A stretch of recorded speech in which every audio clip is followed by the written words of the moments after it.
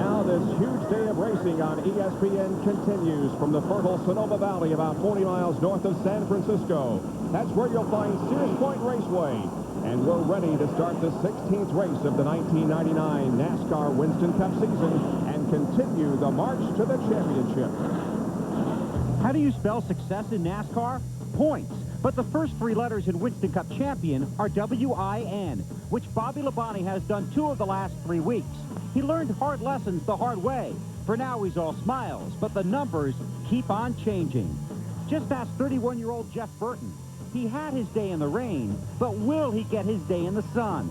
His first half charge has been flattened by 2 finishes outside the top 35 in the last 5 races. This week, he's reflected on the who, what, and why of this wreck here last year. The who was Dale Jarrett. This season, he's the point leader, 2-time race winner, with 7 straight top 5 finishes. But oh, forever on road courses. Racing is a numbers game. Jarrett may be number 88, but the big number today is 89. 89 is the margin of points between leader Dale Jarrett and second place Bobby Labonte.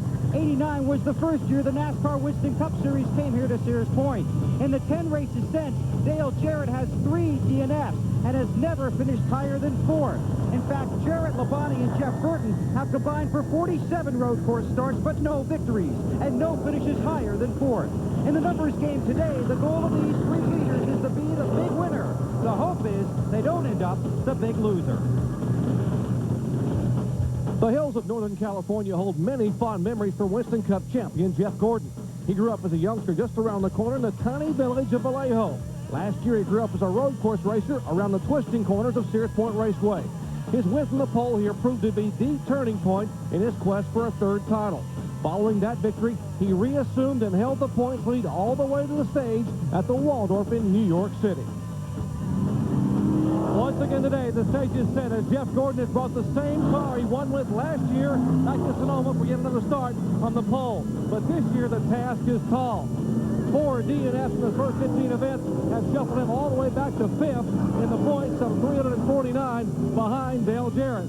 So even a win today wouldn't get him back on top, but it would mark a turning point for his climb back in the right direction. Speaking of turning points and direction, those are just a few of the questions asked by rookie Tony Stewart before attempting to qualify for his first ever road course stock car race. Well, the answers and the advice must have been excellent because the laugh was the 28-year-old phenom putting his Pontiac on the outside front row. But realistically, few expect Stewart, with no previous road course experience, to be a serious contender here today. But this event does mark a turning point for his team. After today, they will have visited every style of track that the Winston Cup cars compete on. So as the second half of the season approaches, look for the Home Depot team to hit a few home runs. 3 of the best road racers on the Winston Cup Series hope today's visit to Sonoma provides a turning point for their seasons. Mark Martin is the last driver to win on a road course since Jeff Gordon started his current streak. Martin's 4th career road course victory came here at Sears Point 2 years ago. Among active drivers, he's tops, finishing in the top 5 64% of the time. Rusty Wallace leads all active drivers with 6 career victories on the road courses, but he hasn't tasted victory on a road course since he won here 3 years ago. Rusty hopes to turn that around today. Ricky Rudd is perhaps the best pure road racer of the bunch, known for his fancy footwork that many other drivers have tried to copy, but few have mastered. Rudd ranks 3rd among active drivers, finishing in the top 20 out of his 39 road course races. His 5 current wins rank him 2nd best, but he hasn't won on a road course since 1990, nearly a decade ago. During happy hour, Rudd served notice that he was ready to dominate this race. He was the fastest of the fast, and he hopes that that speed enables him to extend his streak of winning at least 1 race a year since 1983. Martin and Wallace were right behind Rudd on the happy hour speed charts.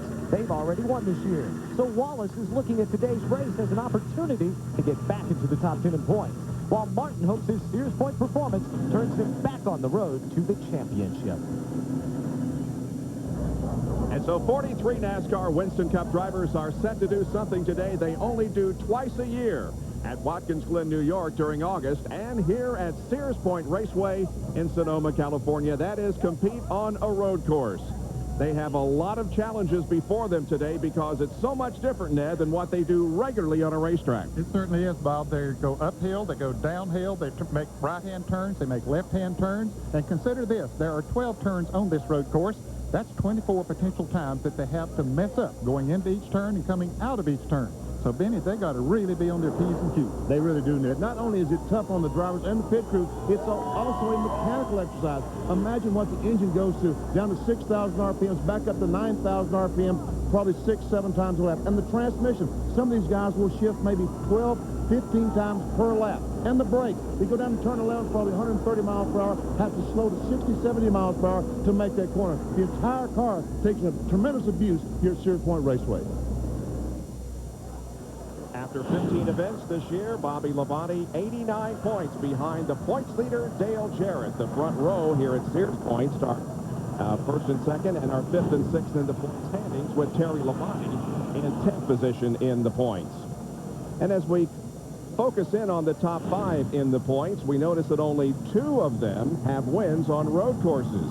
Jarrett, Labonte, and Burton don't have any, but Mark Martin has 4 wins on a road course, and Jeff Gordon has 3. Martin has 21 top 10s, and Jeff Gordon has 9 top 10s when they compete on road courses.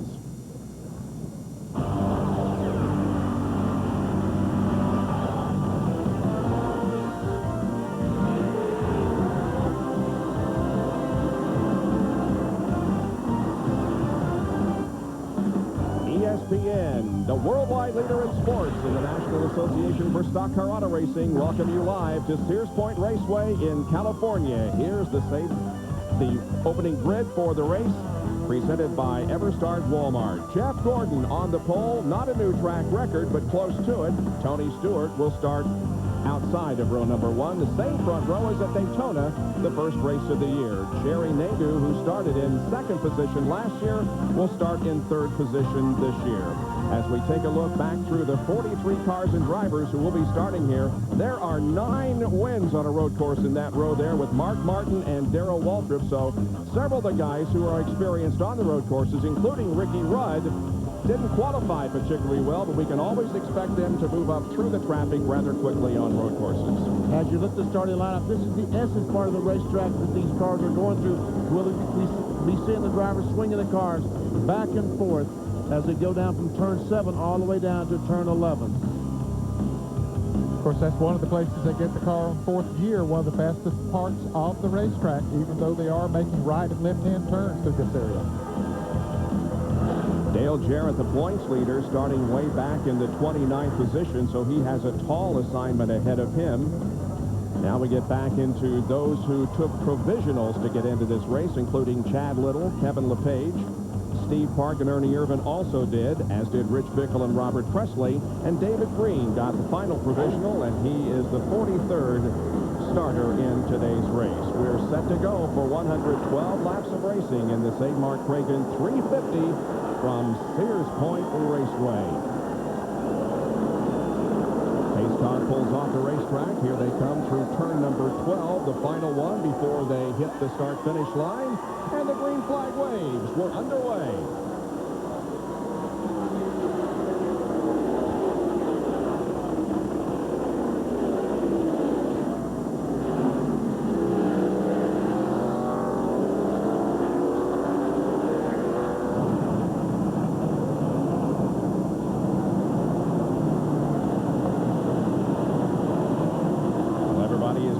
The hill successfully from the Pennzoil copter cam. Now we see them heading down the chute toward turn number 7. Jeff Gordon has the lead. Jerry Nadeau has taken 2nd position away from Tony Stewart. 3 wide racing here at the end of the chute. That's one of the areas where we'll see most of the passing here this weekend, and also entering turn number 11. Gordon has the lead.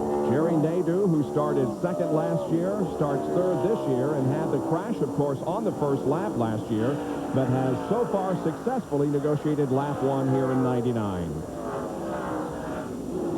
There we see Rusty Wallace trying to get on the inside of Tony Stewart. Tony realizes he's there, does not go down. Rusty Wallace looks like will take over that 3rd spot.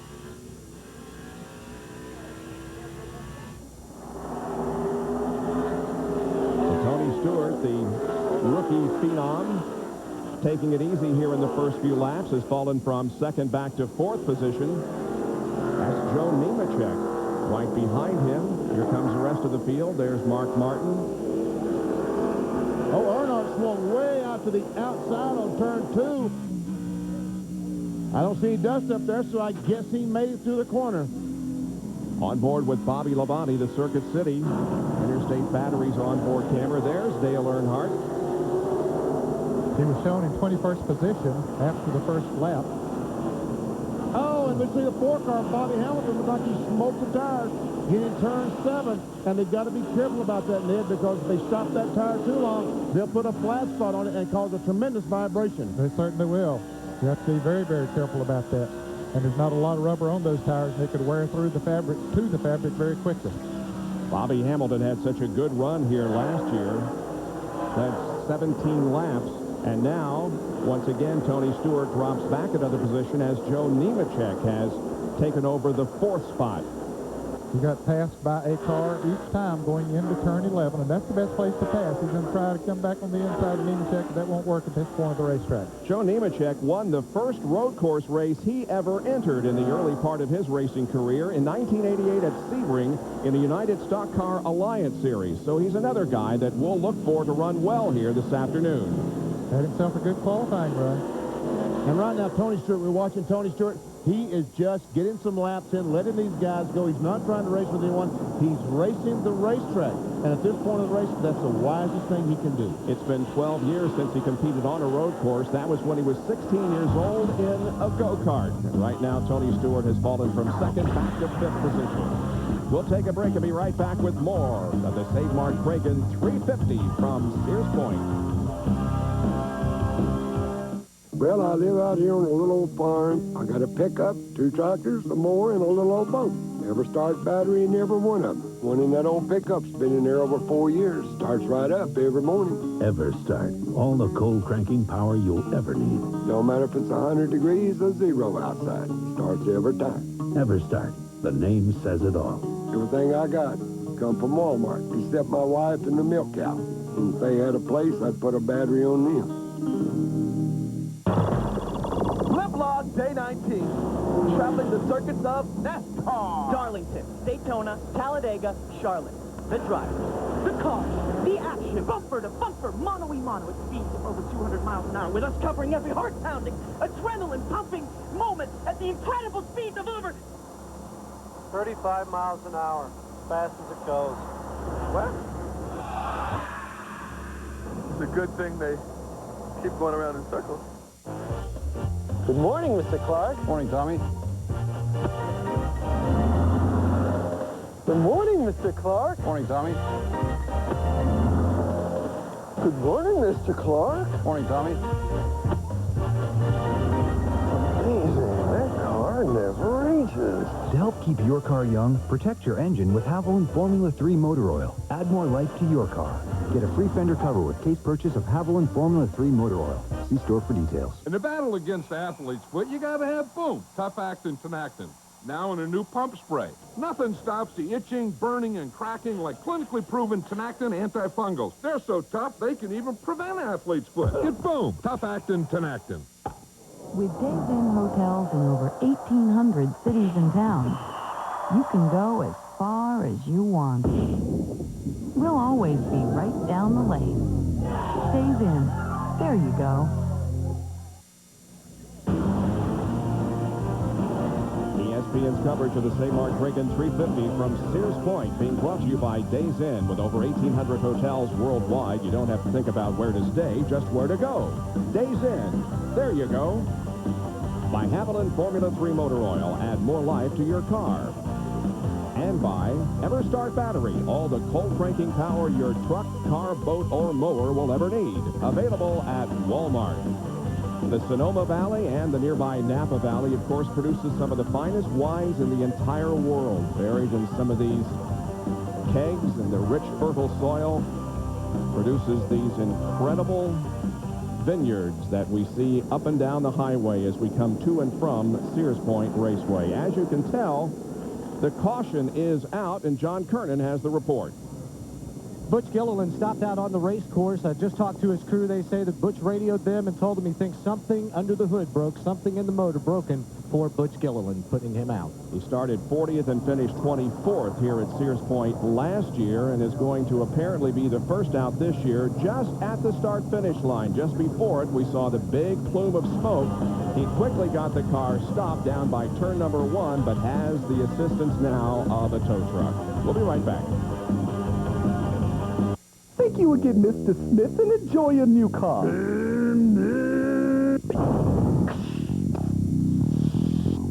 I got a problem. Excuse me, but do I know you? I'm Smith. I just bought a car from you. Sorry, doesn't ring a bell. You told me to come back to see you if I had a problem. That car you sold me was a piece of... I guess I should have gone to the all-new Crown Ford. Crown Ford. We won't leave you hanging. Weaverville Tire and Auto can do a whole lot more than sell you a great set of tires for your car. And if you don't bring it to a shop with certified mechanics and over 60 years combined experience like us, well, it could change everything. Because we're an authorized Napa Car Care Center and an American Car Care Center with coast-to-coast warranty protection. So when you bring your car, truck, or van to us, it changes everything. Not to mention the tires you'll drive away on. Hey, nice tires. Big Weaverville Tire and Auto, just like the name said. Tonight on ESPN. Baseball tonight, followed by Sunday Night Baseball, the Dodgers at the Giants, and a complete wrap-up on SportsCenter. On ESPN2, Women's World Cup and Day 1 of the X Games, plus continuous scores and updates on ESPN2's Bottom Line. And on ESPN Classic Click and Pick, where we show you what you want to see, and the 87 U.S. Open. Do you have all the ESPN networks? This is a sport where the work of weeks and months is measured in hundredths of a second. This is a sport where glory and fortune can all come down to a gallon of gas. This is a sport where fans buy seats they never sit in, and they couldn't be happier about it. This is a sport that truly revolves around its fans. In fact, the drivers even go door to door to get the fans to come to the track. This is NASCAR. Back at Sears Point Raceway in Sonoma, California, we are under caution. Butch Gilliland's car stalling down in turn number 1. It is off the racetrack. We had to kind of leave Cleveland in a hurry to get out here to this NASCAR Winston Cup race. Let's go back to Cleveland for a recap. Here's Paul Page. Juan Montoya tastes the fruits of victory as he has completed the run and won a rain-shortened race at the Berkeley Lakefront Airport. He takes both the extra point for pole and for laps led, takes the win. There's the unofficial results. Let's send you back to Bob Jenkins and Benny Parsons.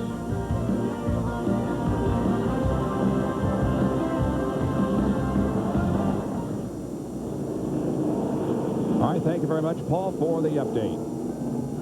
Here at Sears Point, we have completed 5 laps with the caution out because of the Butch Gilliland car being disabled down in turn number 1. Down to Bill Weber. Yeah, one of the early problems here could belong to Ricky Rudd, who had a good qualifying run and runs well on a road course. Potential overheating problem on his Tide Ford. Temperatures well above the 220, 225 mark. They told him under caution to keep your nose clean, get as much air to it as possible. To Jerry Punch. Jerry Nadeau's been told by his spotters that where he's getting killed is from turn 11 up through turns 1, 2, and 3. He says Gordon is getting incredible bite, able to pull away. But once the tires wear a little bit, Nadeau should come on. Where Nadeau is better is from turn 7 down through the S all the way to turn 11. He pulls up on Gordon and pulls away from Wallace. So Nadeau says, I got to use my strength coming out of turn 7 to try to hang with Jeff Gordon. Bob? Just about to go back to green. You see them heading toward turn number 11. The lights atop the pace car are out. By the way, a 2000 Monte Carlo, which will be used in NASCAR Winston Cup competition next year, is the pace car for this event. Checking some onboard cameras. We'll see Tom Hubert in the race. There's our Circuit City Ricky Rudd as the Tide onboard camera. That Circuit City was Bobby Labonte as the cars come down for the green. Start to pick up speed. Green, green, green, green, green.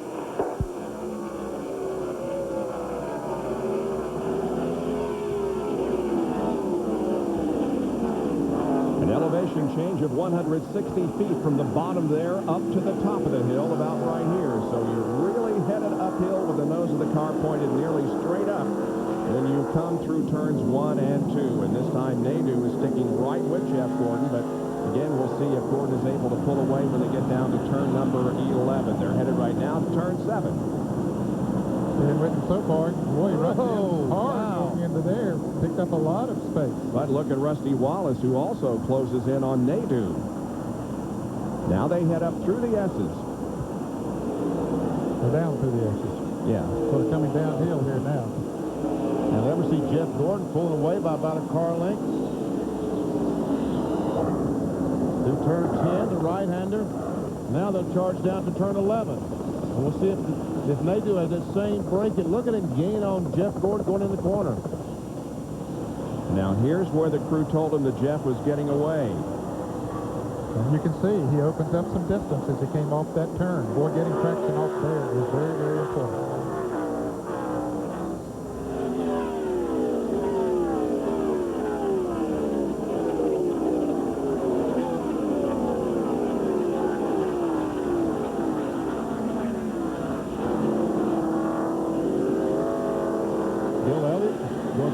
Followed by Darrell Waltrip there back in the 11th and 12th position.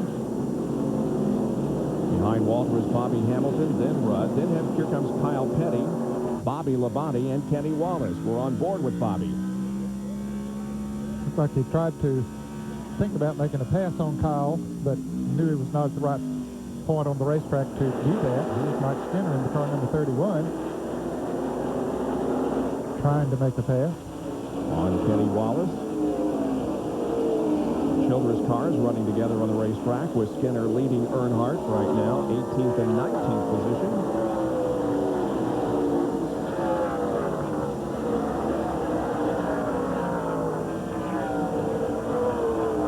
And what's Skinner dive to the inside, trying to outbrake Kenny Wallace. Kenny Wallace does not go down and get spun out. Normally that's what happens. The car goes down, they tap it in the rear quarter, and around he goes. But he maintains the spot. Yeah, Kenny got good traction off the outside and kept his position. On board with Wally Dallenbach. Running back in the 21st spot. That's Kenny Irwin Jr. up ahead in the Haviland car. Another very experienced road racer. Two-time Trans Am champion.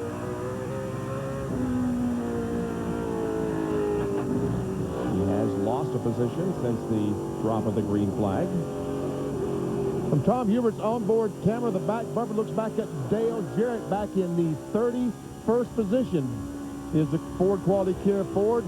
And Ned, he is struggling these early laps. Well, he's had a tough time getting through traffic so far. Now, whether he's being patient or if the car just won't do any better, don't know. I expect he's being patient right now.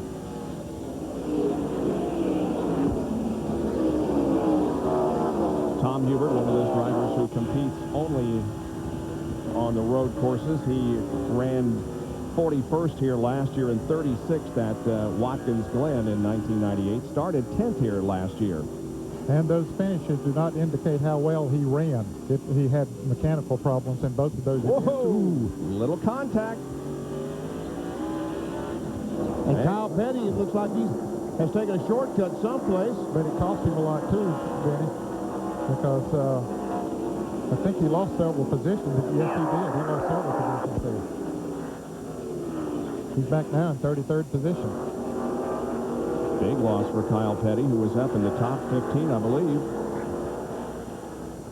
Well, here's Gordon, who continues to lead. He led 48 laps here last year en route to his victory, and he has led the first 9 laps of our race here in 1999.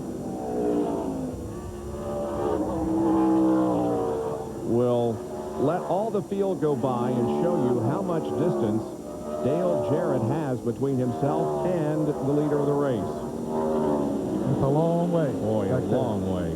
There he is, behind John Andretti and ahead of Johnny Benson, who's celebrating his birthday today. DJ did get by Tom Hubert. He's now moved up to 30th position, actually 29th, because Kyle Petty is ahead of him as well.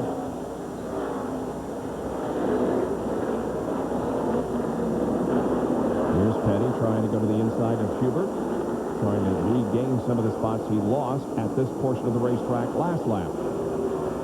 That was a paycheck sport of Brett Bodine. Tommy, you would have saw him back there racing with Kyle Petty.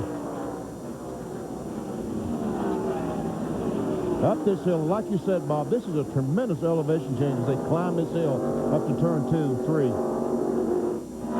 Oh, battle for second spot. Oh, Rusty was hard on the brakes to try to avoid hitting the 9 car of Jerry Nadeau.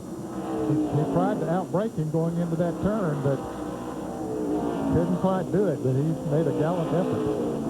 On NASCAR today, you heard Benny say that the 2 prime passing areas here are headed toward turn 7 and turn 11, and turn 7 is where Rusty tried to make that move on Jerry Nadeau, but was unsuccessful.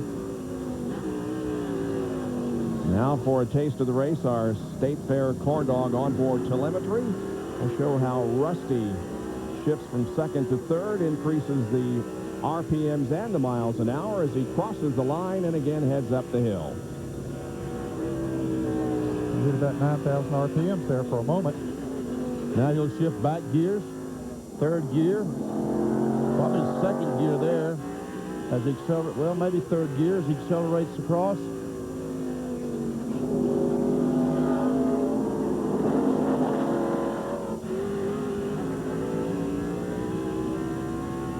Now, down once again, this was the spot last time he tried to get position on Nadeau. Will he try it again? No, he was not close enough that time to do it.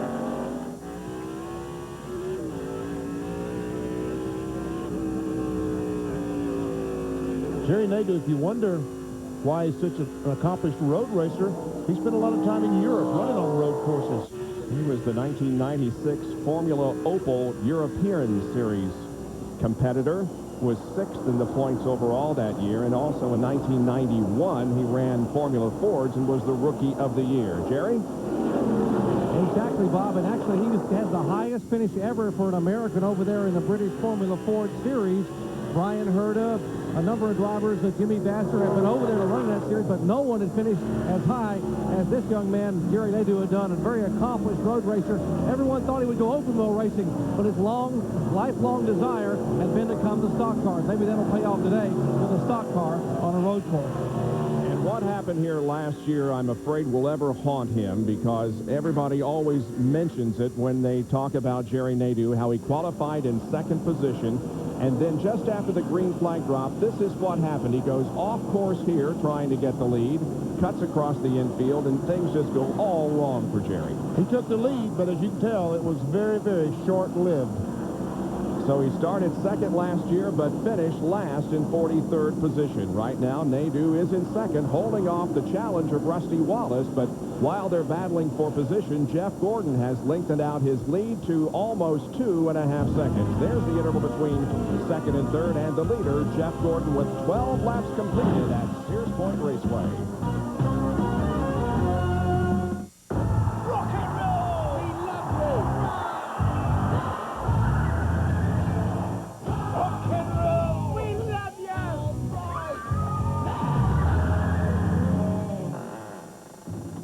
Rock and roll! We love you! To keep your car rocking, protect your engine with Haviland Formula 3 motor oil. Add more life to your car. Get a free fender cover with case purchase of Haviland Formula 3 motor oil. See store for details. Have you been there? Where water and time find their canvas? Where dreams and flowers bloom? Where beyond each horizon lies another? The land offers an open, eternal invitation to roam, explore, wonder. There are amazing things here and there, which is why we try, in little ways, to protect it. Just something to think about the next time you need fuel. Everybody's doing it. Catch the wave. It's gonna take you away. Please do. 'Cause doing it is hard. With everything you've got. Doing it, please do. On the water, in the sun. Everybody's doing it, good, clean fun. Everybody's doing it, please do. This summer, if you can dream it up, Sonic can put it in a cup. We've got hundreds of drink flavors you can mix and match. Plus, our 44-ounce Route 44 big drinks. Enough choices to let your dreams run wild.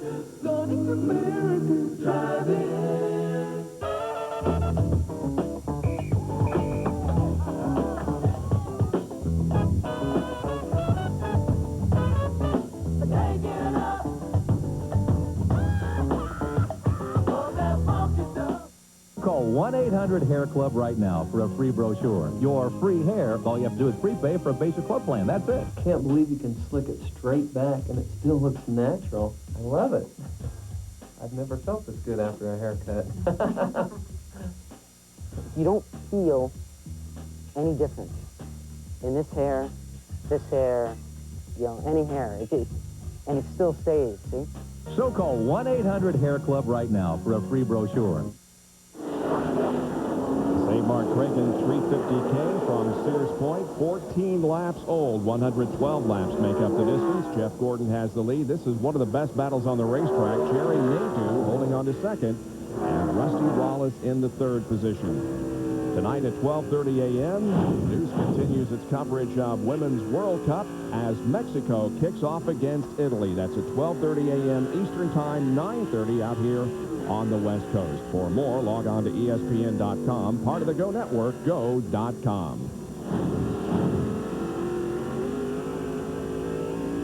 While we watch this continuing battle here and Jeff Gordon continue to lead, Johnny Benson has been off course in the last few minutes. Mentioned a few moments ago, this is his birthday. It's his 36th birthday, but things not going well for him in the opening laps as he is now dropped back to the tail of the field. And John Kernan has an update on Johnny Benson. That's okay, Bob. I've been called Johnny Kernan from time to time. Johnny Benson, I can see some damage on the right front, behind the right front tire. He radioed into the crew. They asked him if he needed the pit to fix anything. He told them he thought no, that the car was all right. But he did lose a lot of time out there on the racetrack after that mishap. To Dr. Jerry Punch. And a moment ago in commercial, Darrell Waltrip got off the course and had a vibration till he flat spotted the tires. They began to vibrate. So he brought the Kmart Route 56 Ford down pit road. And Felipe Lopez and the crew put 4 fresh tires, and he was down and away. Also had some minor sheet metal damage in the right rear, where there may have been some contact with what they were saying was possibly the 43 car. So Waltrip now back in 42nd and Benson 41st. The only car out of the race so far is Butch Gilliland. Here is the battle for the 5th spot. Joe Nemechek has it. Tony Stewart wants it. Now, Tony Stewart, for the first 15, 16 laps, has just been riding around, following these guys, trying to run the line, trying to figure out how to use the brakes going at it. And it looks like right now that he said, I think I'll do a little racing. He's closing on Nemechek, trying to take that spot away. And Mark Martin now begins to close in on the third-place car of Rusty Wallace. So this battle here becomes a 3-car fight for second position. Yeah, he was over a couple of seconds behind, Bob, not too long ago, and has closed that gap in a hurry.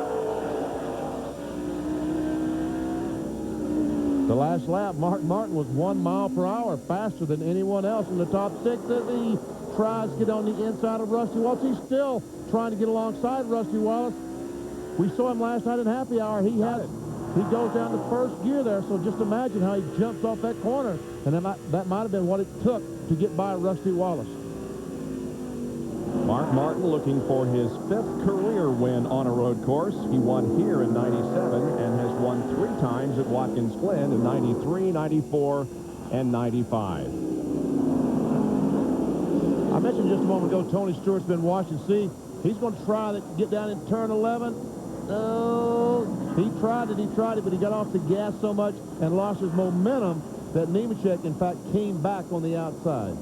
And it looked like it might have caved in that left front of Tony just a little bit. We'll see if that affects the car as the laps go along. Wow, Mark Martin is going somewhere, isn't he? Look at him go over those rumble strips. Driving hard. Sure is. That's Jimmy Spencer. And how about Jimmy Spencer? Running in 7th right now. Had a terrific run at Pocono last week as we show you a Napa Field summary. Bound for second spot. Mark Martin's on the inside of Nadeau. Comes off the corner, takes it over. Look at that thing get traction off of that corner. Boy, that is what you need here, and he has it. Now, He's about a little over 4 seconds behind Jeff Gordon. Let's see if he can close that gap. I don't think it's going to take long then for him to close down on the gap.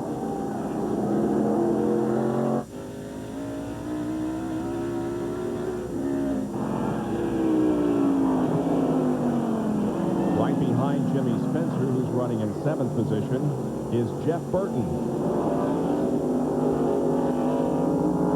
Well, Jeff Burton started 12th there and has climbed to 8th, but a few laps ago as he went past his crew on the pit straight here at Sears Point, he told them that the car seems to sputter a little bit in the right-handers. He thinks it may be a carburetor problem. They've told him to work with the throttle a little bit to try and clear it up, but he's having a little problem on the right-handers. So Jeff Burton closing in on the 23 car of Jimmy Spencer. Well, Gordon has the lead, but Mark Martin now begins to close in. On lap 13, Martin was 5.9 seconds behind Jeff, and on lap 17, closed it to 4.1 and also took over the 2nd position. Look at that. 3 of the 5 laps that Mark Martin ran were 74.7. All 3 of those laps faster than any lap that Jeff Gordon ran, and how consistent that Mark Martin is getting around this racetrack. Jerry Punch? So many teams, BP, come here with brand new race cars. Not Mark Martin. This Valvoline Ford he's driving today is 4 years old. He finished 2nd with it back in 1996. He sat on the pole and won with it here in 97. But his most impressive performance today came here last year when he had trouble in qualifying.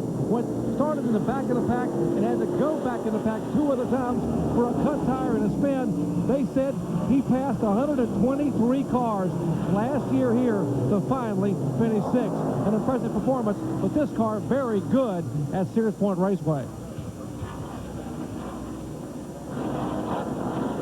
Tony Stewart trying to put some pressure on Joe Nemechek, but Stewart is busy now with Jimmy Spencer right behind him. What these drivers are trying to do when they go in turn 11, when they drive up right on the back bumper, dive on the inside, they're trying to get that car in front like Joe Nemechek to make a mistake. They want him to drive down the corner just a little bit too hard and slide up so they can drive by. But as good as these race car drivers are, very seldom does that happen. Spencer got a little loose coming off of that turn. Broke the little heel switch, but got it back in. Staying right there close on Tony Stewart. When Mark Martin took over 2nd position, he was 4.1 seconds behind. Actually, Jeff Gordon is pulling away. That interval is now up to 4.3 seconds. So it's Gordon followed by Mark Martin, Jerry Nadeau, Rusty Wallace, and Joe Nemechek in the Save Mart Kragen 350 from Sears Point. Hey, Ray, those brake pads really did the trick. Great. I got a couple more things I need. Do you think you have these? Thanks. No problem. Hey, Jeff, can you get these for Dan? I'm on it.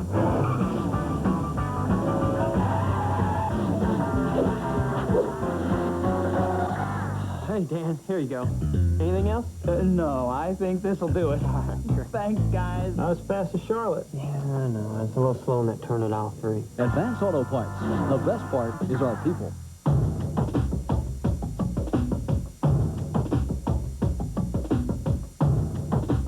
The styling of the new Vulcan 1500 Drifter takes you back to another time.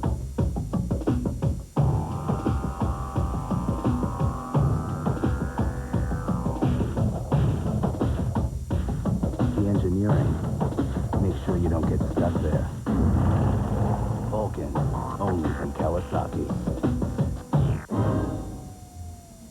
This is the Firebird Trans Am. And it's very hungry.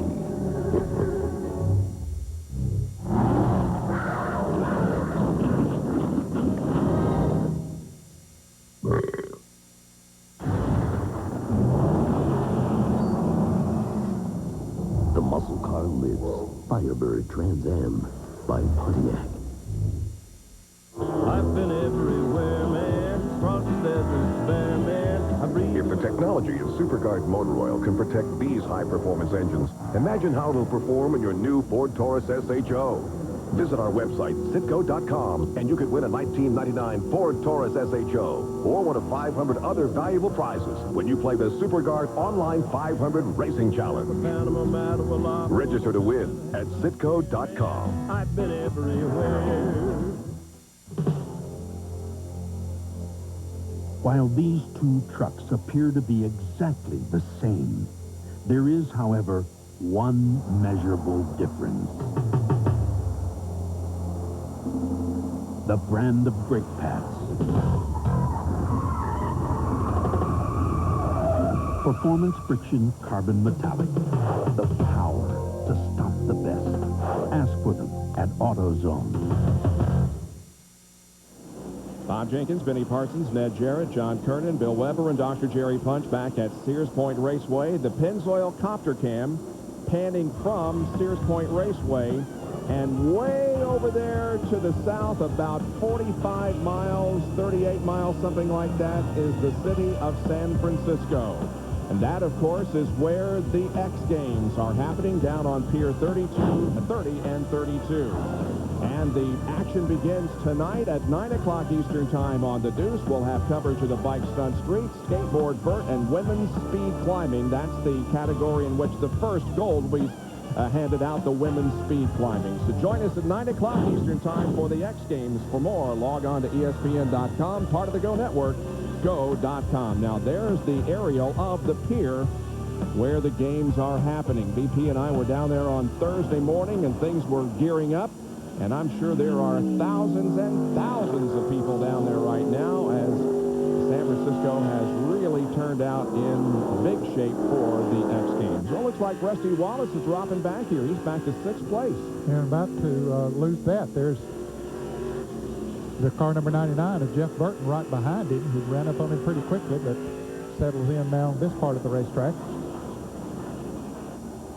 Meanwhile, there we see Tony Stewart on the inside of Jerry Nadeau. He'll take over that 3rd spot.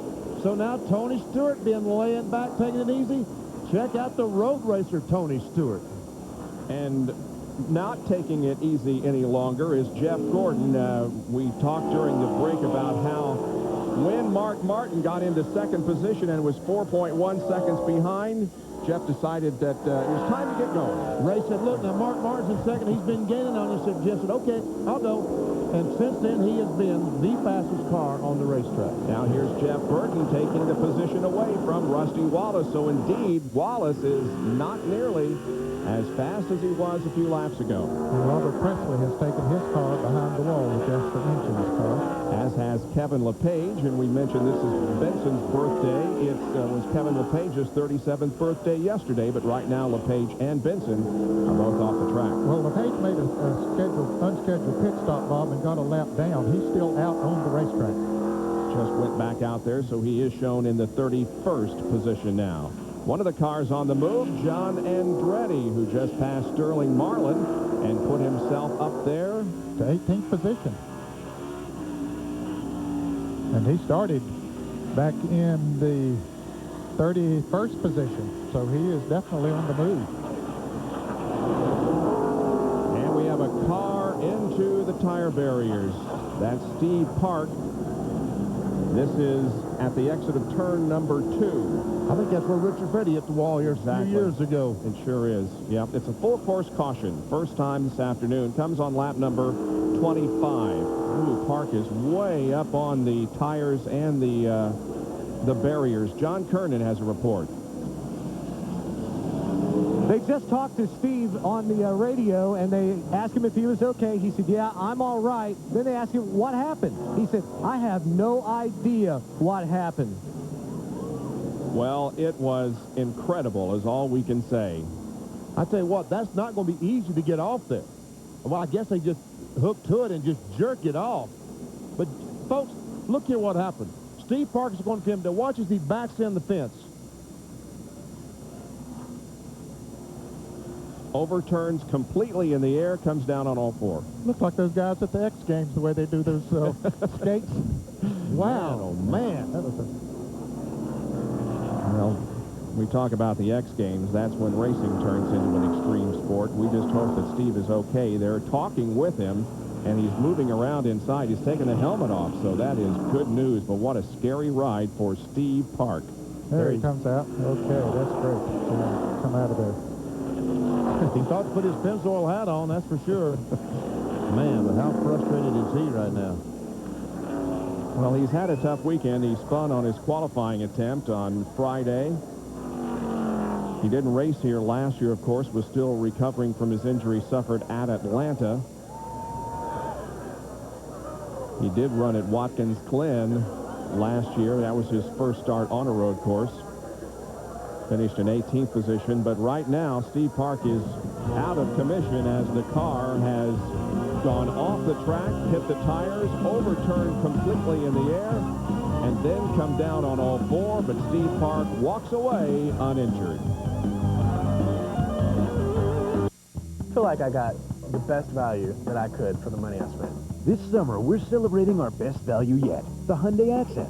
The Accent comes with America's best warranty, which includes 10 years, 100,000 miles powertrain protection, 5 years, 60,000 miles bumper-to-bumper coverage, and 5 years unlimited mileage roadside assistance. Get one for just $8,434. So hurry, America's best value summer sale won't last long.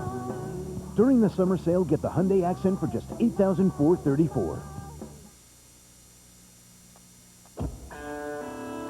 Everybody races around town.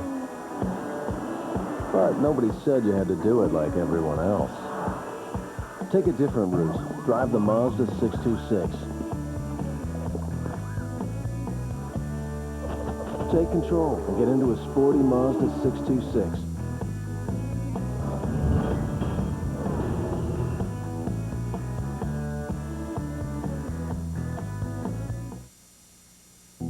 Across space,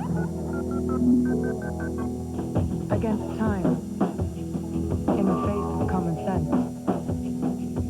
The X Games, the only extreme event that matters, where losers, skaters, boarders, and bladers push themselves to the limit. The X Games, tonight at 9 on ESPN2.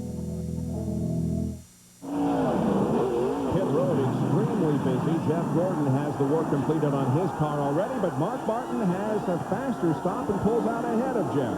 Mark Martin's crew at Pocono last week were just tremendous, and they continue today with another great pit stop. Here comes Tony Stewart, Jeff Burton, Joe Nemechek, and the others as they have taken advantage of this caution period to make pit stops. I was going to ask you guys, how many will they be making this afternoon? We've completed 26 out of 112 laps. Can they go the rest of the way with just one more? Well, I think it'll be marginal, Bob, but it depends on how many laps will run under caution here, or maybe caution laps later. They should be able. I was talking to some of them in the garage area yesterday, and they said they could go up to 42 laps. And so 42 and 42 is 84, and we got, 86 to go.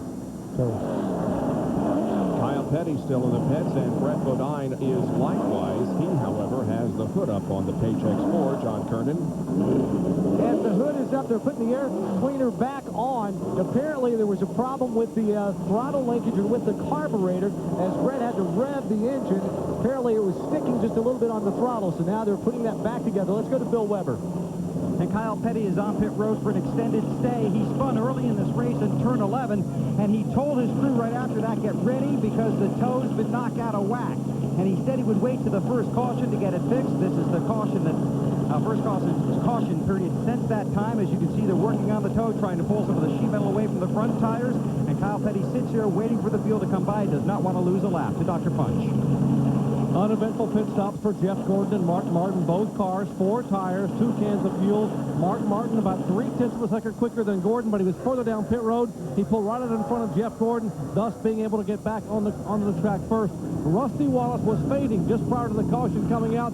His car was loose. They made some major adjustments, air pressure in the front, a track bar adjustment, a wedge adjustment, trying to get the car tighter on the right-hand turns. Back to Bill Weber.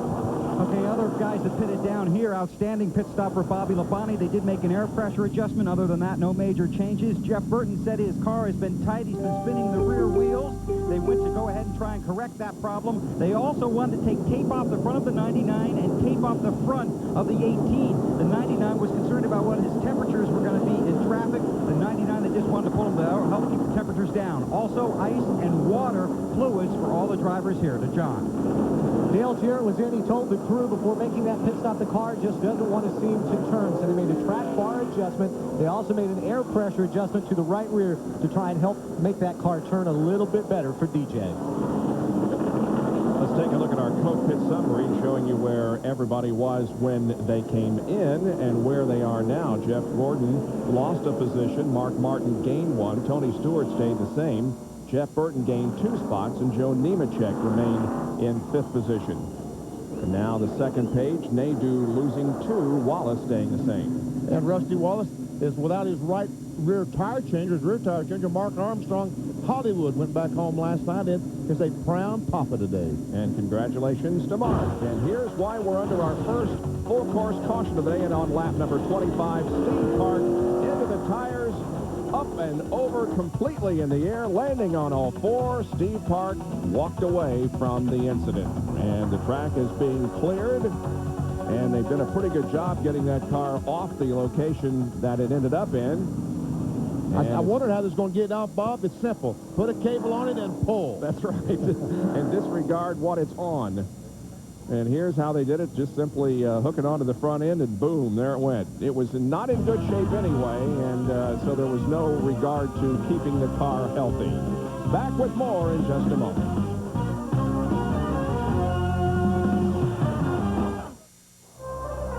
It is more than sport. It is spirit.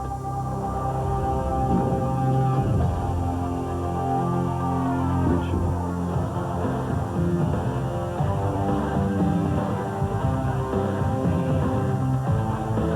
Family. The Coca-Cola Racing family. Refreshed by Coke. Good morning, Mr. Clark. Morning, Tommy. Good morning, Mr. Clark. Morning, Tommy. Good morning, Mr. Clark. Morning, Tommy. Amazing, that car never ages. To help keep your car young, protect your engine with Haviland Formula 3 motor oil. Add more life to your car. Get a free fender cover with case purchase of Haviland Formula 3 motor oil. See store for details. Guys, I'm coming in. What is it, Mike? Is it too loose? No, it's my kitchen. I want to remodel, but I don't know where to start. What? Dave, you're the kitchen guy. Get in here.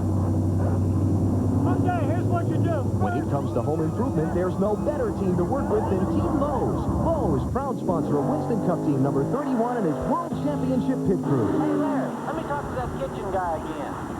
It's for you. $10 for lunch? I heard of a guy got a brand new car for that. Sounds like a Darrell Waltrip story. Oh, I swear, it's true. This guy was at the track and sees this notice. His brand new hot rod, $10. No, it's not a misprint. Stop by and see for yourself. Turns out her husband met this little gal at the track, and he ran off to Tahiti with her. And he told his wife to sell the car and send him the money. No. Now, Kmart. NASCAR driver Ernie Irvin knows the importance of expert technicians using top quality parts. When we're racing, our equipment has to be in perfect condition. To make certain your vehicle is serviced by expert technicians using top quality parts, go to your Federated Car Care Center. I trust the Federated Pros with my family car as much as I trust my race mechanics. Right, Jordan? Right, they're the best. For service and parts you can trust, see your local Federated Car Care Center. Back at Sears Point Raceway, Sonoma, California, for the 16th race of the 1999 NASCAR Winston Cup season, the St. Mart Kragen 350. About to complete 29 laps. We are under caution. However, we do believe they'll be going back to green next time around. Jerry Punch. In Major League Baseball, managers put out a starting lineup. Now, if you were to look at a starting lineup for today's Rusty Wallace Miller Lite team, it's going to be rearranged quite a bit. Bob Tracy, normal gas man, are injured at Dover. Still on the men. Doug Ingold, gas in the car. Hollywood, they call him. Mark Armstrong, the normal right rear tire changer, rushed to the airport last night by the California Highway Patrol. He got home to Gastonia, and 38 minutes ago from right now, he and wife Lori, as you heard Benny say, had a little boy, 6 pounds, 10 ounces, Mark Armstrong. Now, who's changing the rear tires? Ben Leslie, the normal front tire carrier, and that means Robin Pemberton, the crew chief and former tire carrier, goes back into action today. 3 swaps here in the Miller Lite Rusty Wallace pits. Let's check in with Bill. Well, on Ricky Rudd's Tide team, they had to make one change because they lost one crew member to a knee injury. So Ron Liddell, who changes tires on the 3 truck in the NASCAR Craftsman Truck Series, was flown here after the truck race yesterday at Watkins Glen by the 10 team so he could change the rear tires today. He's an assistant engine man on that 3-truck team, but they knew he was good. They needed to get him here. They worked out a deal with Richard Childress, and they flew him in just so they would have what they called a good tire changer because they lost a guy to injury for this race here at Sears Point. John Kernan. Brett Bodine was having a problem with the throttle. It wasn't so much sticking in that it was just very, very hard to push, and it felt like it was kind of sticking up every now and then. Just wasn't feeling very smooth. They sprayed some lubricant on it. They also adjusted the Heim joint. Jerry Kennan says that the problem has been solved. Robert Presley still behind the wall, replacing the transmission. And we're going green here at Sears Point to resume the race. Pace car off the track, pulling into an area called Gilligan's Island, which also houses some of the... It's ready. Ready, go, go, go, go, go. Green. Mark Martin led 32 laps at Pocono. He takes the lead here, and for every lap he leads in 1999, Valvoline donates $20 to the Big Brothers and Big Sisters. They're hoping to make $1 million this year. So far, they've raised $123,104. They also donate for a win and for a pole. Now we're going to see whether or not Jeff Gordon is as good now as he was earlier when he was able to pull away from Mark Martin. Looked like he tried to take the lead up in turn 2. Didn't quite work. We'll see what happens in turn 7. No.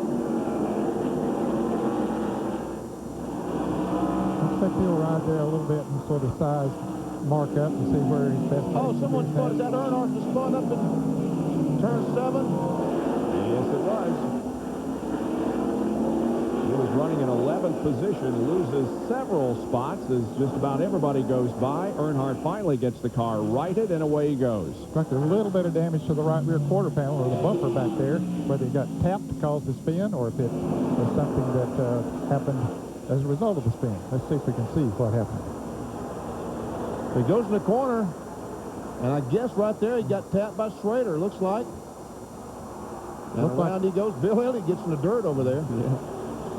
So that's going to put him way back in 39th position. Last car on the lead lap. Kevin LePage, the only car not on the lead lap of those still on the racetrack. Park, of course, is out. So is Gilliland. And as we indicated just a few moments ago, Robert Presley is off the track. Here's a Napa field summary. The manufacturer's battle.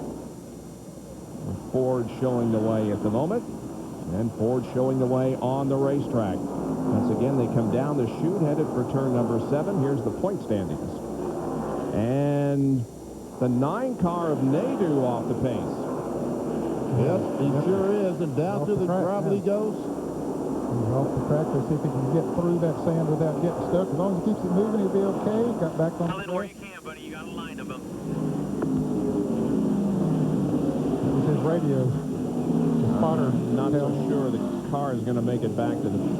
So is Jerry. Yeah, I guess it is. All right, here's Gordon taking the lead from Mark in turn 11 on lap 31. Jerry, what's wrong with Jerry Nadeau?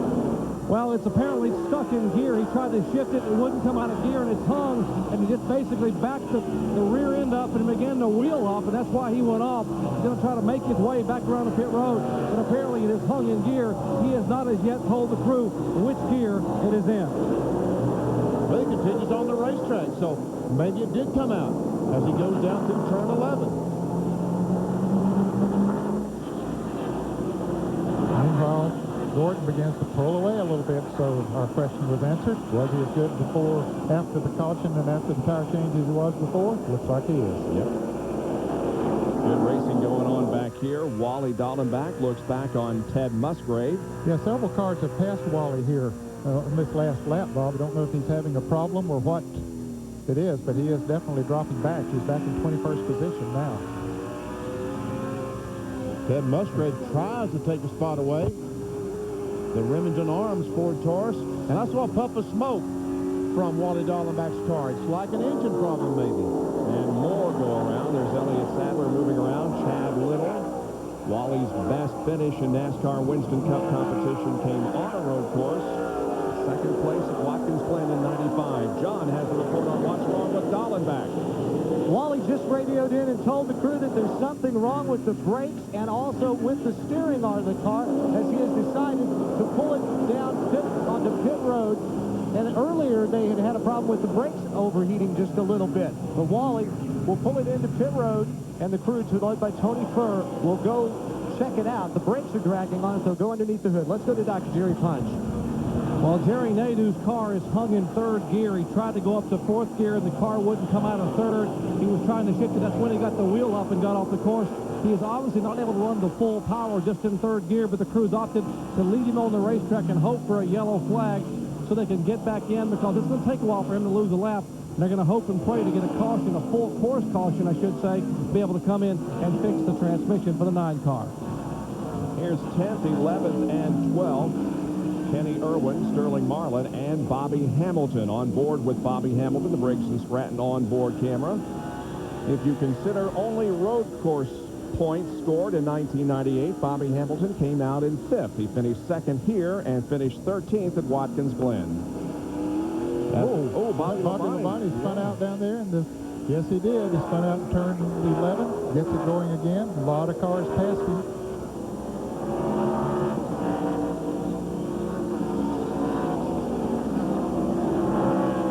Labonte loses a lot of track position with a spin down in turn number 11. Has the car going again, though, climbing up the hill.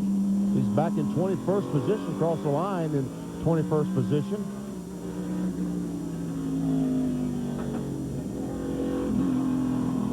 Everyone knows turn 11 is a favorite place to pass. Everyone tries it there, and there's a lot of contact in 11.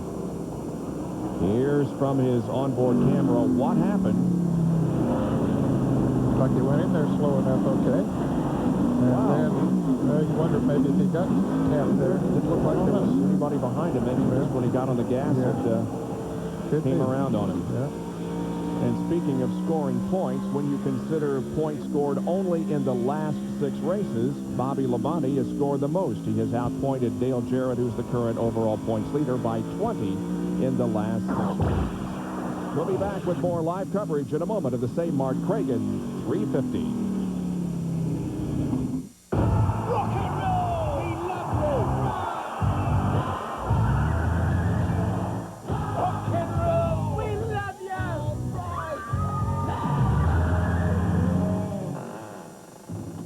Rock and roll! We love you!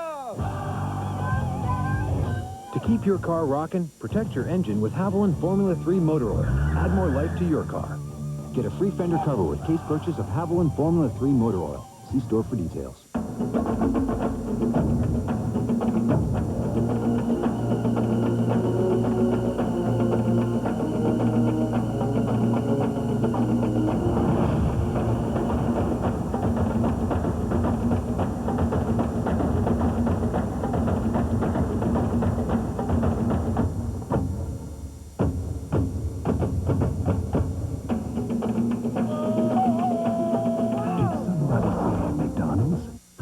Jeff Burton with an exciting message for NASCAR fans. Buy any Exide NASCAR Select product and get a Motorola pager free. It's a great way to enter the Exide NASCAR Select 99 sweepstakes. Every month you'll be paged with another chance to win cool prizes. You could even win $50,000 and be an honorary member of the Exide Racing Team Pit Crew for the first race of the next century. Look for details wherever Exide NASCAR Select is sold. Holy cow, man, I gotta find a phone. I love lobster. Boiled lobster, broiled lobster, jumbo lobster, baked stuffed lobster, steamed lobster, lobster Newburg, lobster tail, there he goes again. Lobster roll, sauteed lobster. Did I mention lobster stew? Boiled the Cook's Lobster House off the coast of Maine. They'll give you lobster just about any way you want it. But bring your Visa card, because you won't get a bite using American Express. Sir, any suggestions? There's boiled lobster. Visa, it's everywhere you want to be. You know, Kenny and I never compare statistics. Our Super Bowl. That way we can drink our Miller Lite without arguing. Right, Mr. Fewer career touchdown passes than me? Right, Mr. Never Been to the Big One. We only talk about why Miller Lite tastes great. It's the choice hops. No, Snake. Miller Lite tastes great because it's smooth. But let's not fight. Yeah, you're right. Let's be friends. Table ready for Mr. I don't have as many passing yards as Dan Fouts? Hey, That's you. Miller Lite. Taste the true Pilsner. Jeff Gordon has a 1.1 second lead on Mark Martin at the Mark Kragen 350.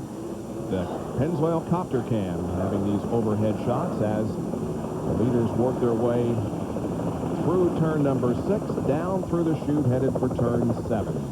And the pace has picked up. These cars are running 1 mile per hour faster than they ran that first segment before the pit stop. So obviously, all crews made some slight adjustments to the cars, made them just a little bit better.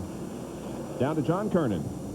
Wally Dallenbach has taken his car into the garage area where the crew is going to work on it to try and solve the brake problem. Wally said it almost felt as if the brake pads had kind of melted or welded themselves onto the rotors. So what Tony Furr is planning on doing is taking the rotors off and replacing the rotor caliper assemblies and then get Wally back out on the racetrack. But right now they're all pretty upset because they thought they had a good shot at a good run for today's race. So he and Robert Presley, the only 2 cars off the racetrack.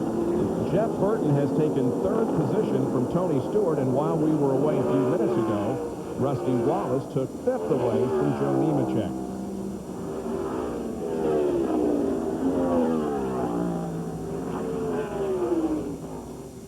Jeff Burton has come up from 12th starting position to 3rd, having a great run here today. Burton is 2.7 seconds behind. Let's take a look at what happened to Bobby Labonte. We speculated that maybe he got a little tap or a look from Ricky Rudd's in-car camera. There's Jimmy Spencer right in front of him, dips down on the inside of Bobby Labonte, and right there with a little bit of contact made, and it sent Bobby spinning around down on the asphalt. Looked like Jimmy Spencer hit a bump or something. All of a sudden, his car just washed out right in the side of the Interstate Batteries Pontiac. And it's put Labonte back to 21st spot. Steve Park is back in the garage area talking to Steve Meal down to the area where this is happening. And we'll walk in here and see if we can get Steve. He's talking over with Paul Andrews and company. It's good to see you. Wild ride. What happened? Well, first of all, I'd like to tell my mom I know she's home right now watching that I'm okay. Just a little sore. And if you look down in here, it looks like the tire come off the wheel. We've never seen anything like this before. And you know, here at Sonoma with the road course and everything else, the front wheels get real hot because of the brakes and stuff like that. And we're not really sure. Like I said, I don't think it was a flat tire as much as we might have just rolled it up off the wheels. So whatever it was, it's just it's unfortunate. The Pennzoil car was running good in the beginning, and we're just riding around buying our time trying to avoid something like this. And it's just disappointing. It hasn't been a good weekend for me here. So it's my first time here. I'd have to say I'd be looking forward to coming back, but right now, I don't know. We're just going to have to go home and try to make these things better. You think this happened before you got airborne, Steve? Yeah, it definitely did. I just radioed in a lap beforehand that the car started to get real loose for no reason whatsoever, and going down a straightaway past the pits, you know, the car just didn't feel right. And going down into turn 1, it just dropped down on the right front and headed straight off the racetrack. And I mean, I was just along for the ride. The only thing I could do was just lock the brakes down and hope for the best. And the good Lord was with me today because we were able to walk out, and just shows that these guys back in the shop are building some safe race cars. Glad to see you, and so's your mom. Thanks. Well, you can say that again. That was a very, very scary ride. We're watching 18th on back. Dale Jarrett running 18th. That's Skinner behind him, Ward Burton, and Bobby Labonte. Actually, Jarrett just took over the 17th position from the 31 car of Mike Skinner. They've really been doing some dicing around in this group of cars. There's Bobby Labonte looking on the outside of Ward Burton in the car number 22, but couldn't do anything in that turn.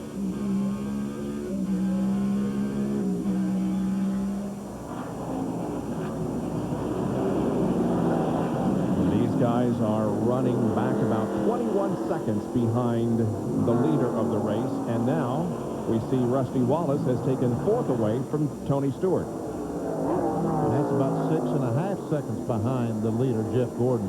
And Mark Martin is starting to put a little heat on Jeff Gordon. Last lap, Mark Martin was a little quicker than Jeff Gordon. Not much, but a little bit.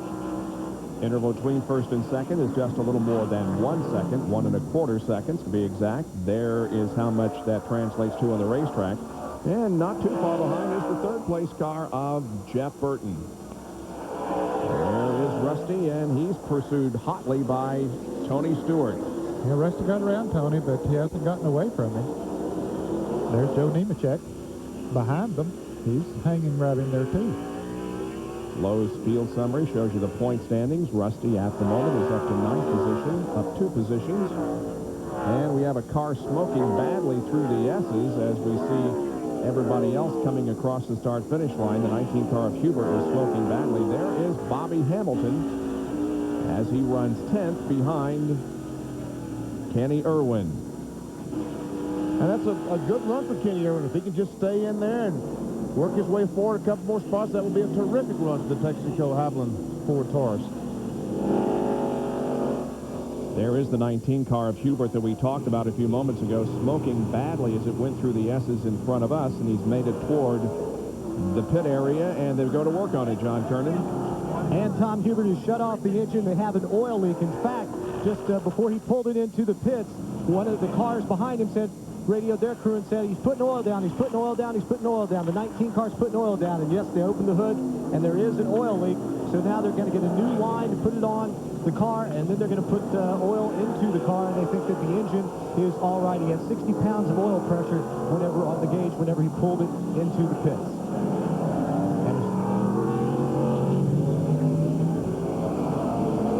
Here's the 19 car onboard camera, the Bradford White water heaters onboard camera. Watch Earnhardt's car as he goes down the corner. And we see something hanging from the right rear of Earnhardt's car. I'm not sure exactly what that is. I think I saw that, Benny, just after he spun up there. But he knocked it off. And it went under, it could have gone under Tom Hubert's car and possibly cut an oil line or something. So that had been hanging on there flapping for a long time and finally came off. Well, that could very definitely explain the problem experienced by Hubert as they continue to work on his car. Just about the same interval, 1 1/4 seconds between the leader, Jeff Gordon, and Mark Martin. Jeff Burton is third, followed by Rusty Wallace and Tony Stewart. We'll be right back. Gordon is way behind. Stick a fork in Jeff. He's done. Oh, my. What is he thinking? Holy baloo. What the heck is that? Ooh, that's gotta hurt. Well, what could possess a man to drive like that?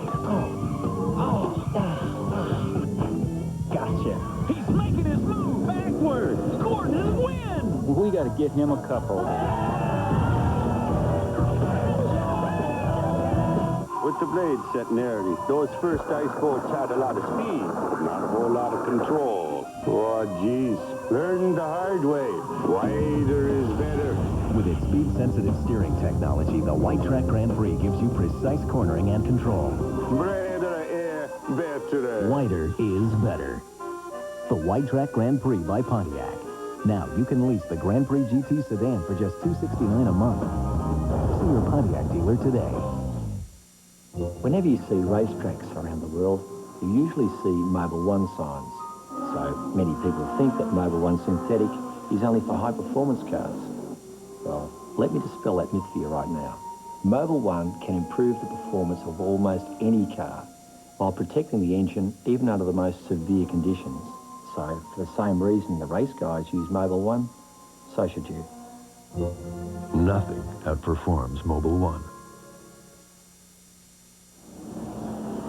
Back at Sears Point Raceway in Sonoma, California, 43 of 112 laps completed in the Save Mart Kragen 350. A lot of activity in the Bay Area this weekend here at Sears Point, and just south of here, everybody's talking about the X Games.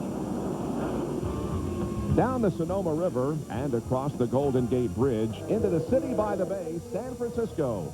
You'll find Piers 30 and 32, and that's where the X Games are happening, the Extreme Sports Olympics that everyone is talking about, including Jeff Gordon. The reigning NASCAR Winston Cup champ visited the X Games earlier this week, and he got to meet the Jeff Gordon of skateboard vert, Tony Hawk, one of his heroes. Jeff and wife Brooke moved to the top of the vert ramp to take a look. No doubt about it, Gordon is a big X Games fan.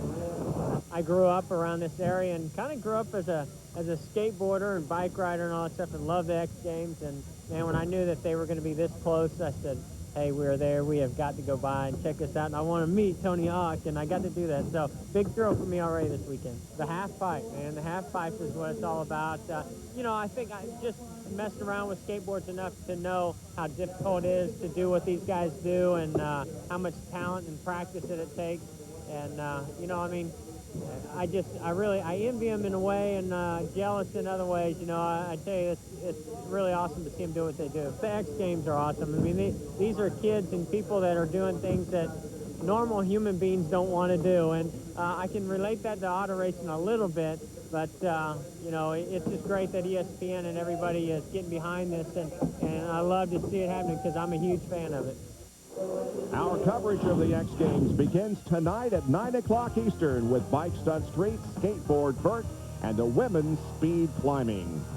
Jeff was still talking about his visit to the X Games and getting to meet Tony Hawk when he returned back north to the Sonoma Valley and Sears Point Raceway. Awesome, man. I tell you, I have so much appreciation for those guys. I got to watch the guys, skateboarders on the half pipe. Got to meet Tony Hawk, and you know, if I could do something else, you know, everybody's always asking me, if you could do anything else, I wish I could do that. I just don't have the talent to do that, and I'm getting over the hill for those guys. Yeah, he's over the hill, okay, in what, 27? There's the Golden Gate Bridge, which connects our area here in the Napa and Sonoma Valleys to the city of San Francisco. Right now, Jeff Gordon is the leader of the race. He's got the slower car, Jerry Nadeau, between himself and second place, Mark Martin. So Nadeau did not get that caution that he needed. Still out there running around in third gear, has gone a lap down. There's still 35 cars on the lead lap. David Green just went a lap down a few laps ago. And Martin is closing the gap. Yes, he is. He was just 9/10 of a second the last time around. And it looks like he's closed it to even less than that. Could have been the way he caught Nadeau in traffic where he caught him. Let's get an update on the Tom Hubert situation from John Kernan. Bob, I talked to the crew, and they told me what they think might have happened is Tom ran over something out on the racetrack. It might have come up and knocked a fitting loose on the oil line. It did not actually cut an oil line, but it might have knocked the fitting loose. So they came in, tightened it up, put oil in the car. It is all right. And Jerry Nadeau, after losing that lap, being lapped out on the track, now heads down pit road. So it could have indeed been that little piece of metal that was on the back of Dale Earnhardt's car that came off there in turn number 11 that resulted in that oil line being knocked off. Here comes the battle for fourth. Tony Stewart and Rusty Wallace. They've done quite a bit of battling on the racetrack today. Did Stewart just get that spot back from Rusty?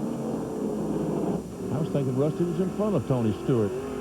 What a great job this Tony Stewart is. We keep saying, well, here's where Tony Stewart will have a problem. We said that at Bristol. We said that at Martinsville. All the racetracks. Then we got to Sears Point. We knew he'd have problems here. I mean, after all, what'd you say? He hasn't been on a road course in 12 years? Yeah, since he was 16. He'll never figure this deal out. Wrong. Every race this year, he has finished in the top 20, except two. He was 36th at Las Vegas and 28th at Daytona. But other than that, his worst finish was at Martinsville. Jerry has an update on Nadeau. We got it out. Well, he just came down pit road. Newt Moore just came running across. Well, Newt, did you get it out of gear? Stuck out of we third? got it fixed. It had something jammed up in between the shifter. We filled it up with gas. We ought to be able to go one more stop. He should be okay here if we can just keep going one lap down. Leaders will have to pit and get gas. We won't. We can make our lap up and get a caution. Maybe we can get the thing back up there where it needs to be. Oh, there's still some hope for the Jerry Nadeau team. There you go, guys. Don't ever, ever give up. But they wish now that they would have come in when it first happened. They might have, as quickly as they did it, then maybe they could have stayed on the lead lap.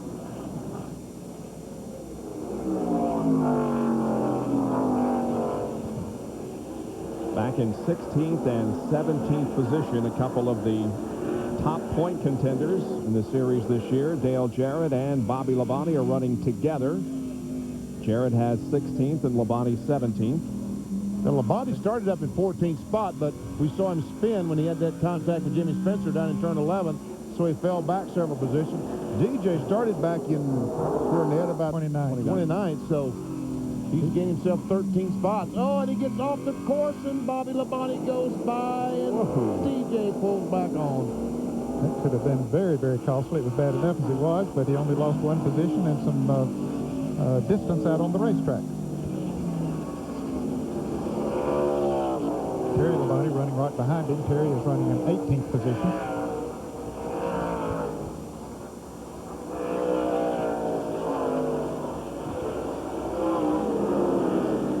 Bill Elliott and Kenny Wallace running together just ahead of the 18 car now in 14th and 15th spot. These guys, it seems like, have been battling all race long.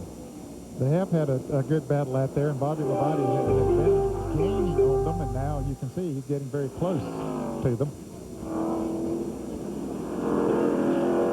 Labonte closing in on Bill Elliott. Take a look again at what happened to Dale Jarrett from the copter cam. Goes down in the corner, and it looks like he just got in the corner a little bit faster than he could make the corner, and goes out in the dirt and gravel, and he's lucky he's able to keep control and not get out and get stuck. Yeah, that sand is pretty deep out there, and if you get the car slowed down too much in there, she'll just dig right on down into the sand. Then you got to wait for the wrecker to come. And fortunately, most of that stuff is sand rather than gravel, because if it were gravel, and if there isn't any sharp rocks in there, certainly that would be able to cut one of these tires.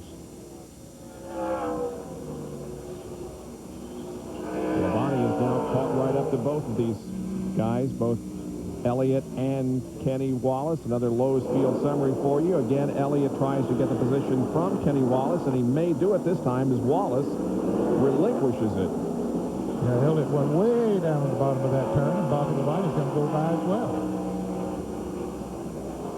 Got good traction off that turn.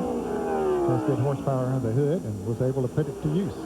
Kenny Wallace started 22nd and finished 22nd here last year. At the moment, runs in the 16th spot. There's Jeff Gordon with a 1.2 second advantage over Mark Martin. Then quite a bit of racetrack back to the third place car of Jeff Burton. Yeah, he's back 7 1/4 seconds behind. Running all alone. There's Tony Stewart. There's Rusty, Joe Nemechek, and Ricky Rudd, who faded for a while, but now is charging back toward the front.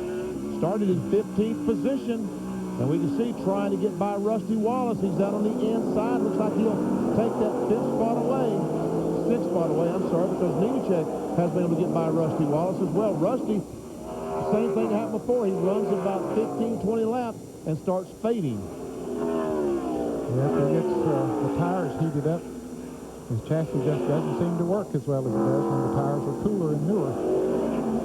Rudd crashed, you'll recall, with Jeffrey Bodine last year on lap 89 in turn number 11. Rudd was running second at the time and ended up in 28th position. And the 12 car of Jeremy. Oh, and Jeff Gordon is off the course. Now, there's something you don't see very often. That's up in turn 7 where we saw Dale Jarrett just a moment ago. He's back on the track, but how much damage has it done to the car? Definitely lost the lead. Well, that puts Jeff Burton's right there with him.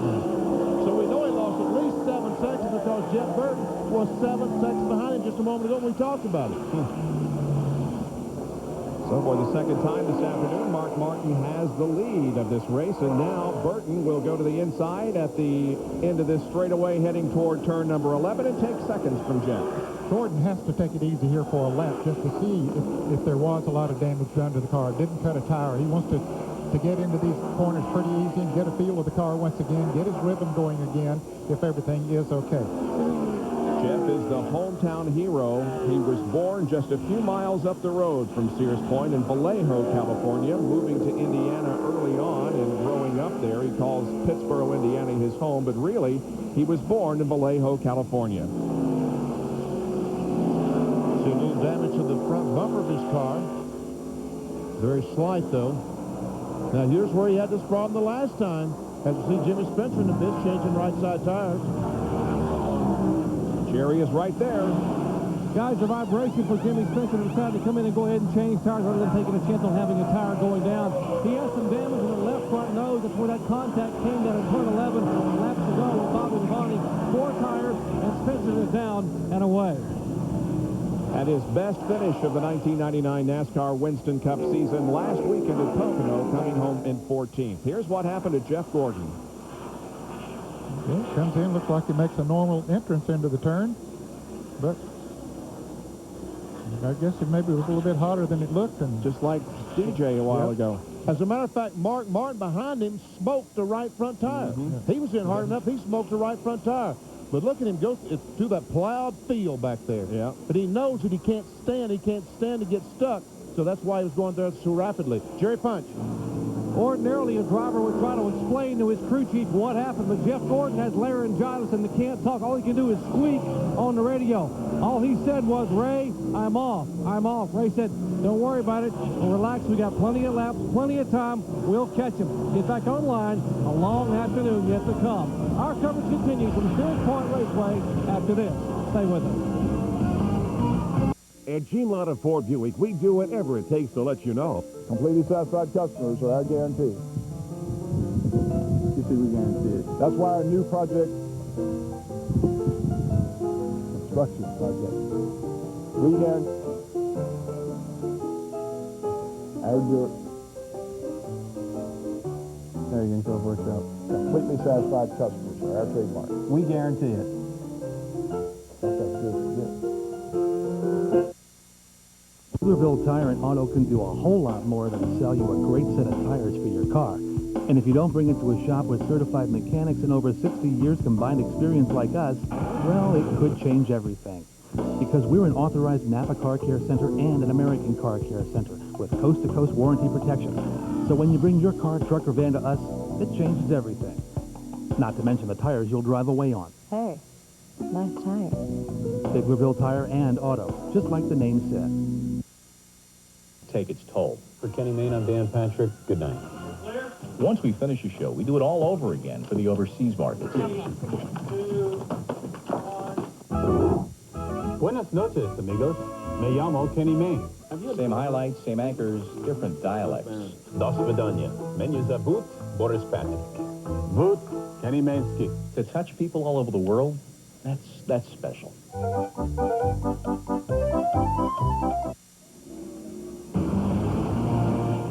ESPN's live coverage of the St. Mark Kragen 350 from Sears Point Raceway, being brought to you by Mobil 1 Synthetic Motor Oil. Nothing outperforms Mobil 1. By State Fair, the corn dog of NASCAR, proud sponsor of car number 30.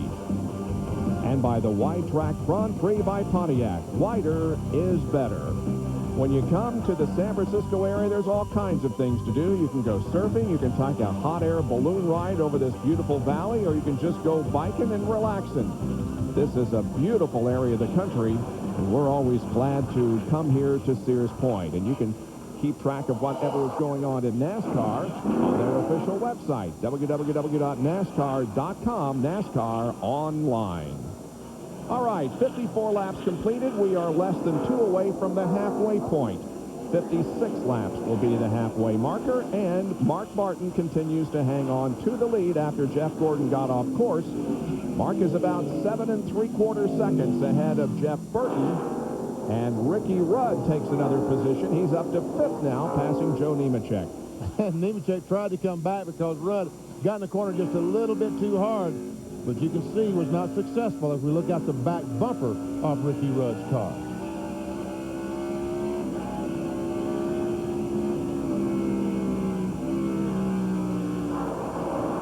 Comes the tide Ford through turn number 10. Headed down the straightaway. Hard braking right here. That's the entrance to the pits there on the right. And Gordon is caught back up now to Jeff Burton. As you indicated, Ned, he took it easy for a couple of laps, just checking out the car to see if everything was okay, and now he mounts the charge once again. Pulled right back up on him, and meanwhile, while they're having that battle, Bobby Labonte's had some problems somewhere. He's dropped back several positions. He came by here, looked like he was running okay, but he went from a 14th position back to 16th again. We understand he did get off course once again, so Bobby Labonte is having his problems. as he tries to hang on to second position in the point standings. Jeff Burton has moved up 10 positions. John Andretti really is the one who has gained the most since the drop of the green flag. He has picked up 22 positions. And Jerry Nadeau, who's having transmission problems, got off course again. And look at Tony Stewart. He has caught Jeff Gordon and Jeff Burton. And he's done it rapidly, Benny. Just a couple of laps ago, he was about 2.5, 3 seconds behind him. But now he has caught them. 6 top 10 finishes in the last 7 races for Tony Stewart. Somebody questioned whether he is from Columbus, Indiana or Rushville, Indiana. They call him the Rushville Rocket. There's a very easy explanation, sort of like Jeff Gordon's situation. He was born in Rushville, Indiana, and grew up in Columbus, and when he comes back to Indiana, he lives in the house in which he grew up. He has bought it and remodeled it, putting extensive amounts of money into it, but really has a nice place in Columbus, Indiana. So that's the explanation of that. Okay. Bobby Hamilton has passed Rusty Wallace and has gone to 7. Rusty just continues to go back. As Benny said, the longer he runs on his tires, the worse his car seems to get. This is on board with Bobby Hamilton as he looks back at Rusty Wallace, the Briggs and Stratton onboard camera. There's Rusty Wallace closing right up on the back bumper. Now they'll start down the S's.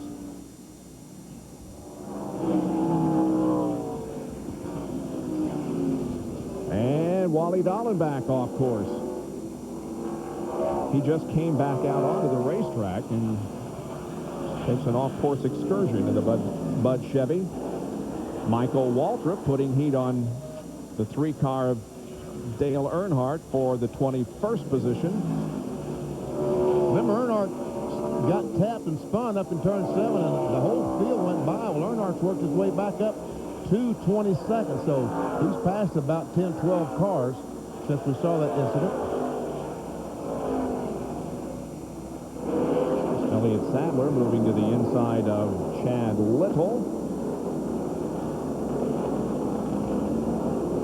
Time to take over 23rd.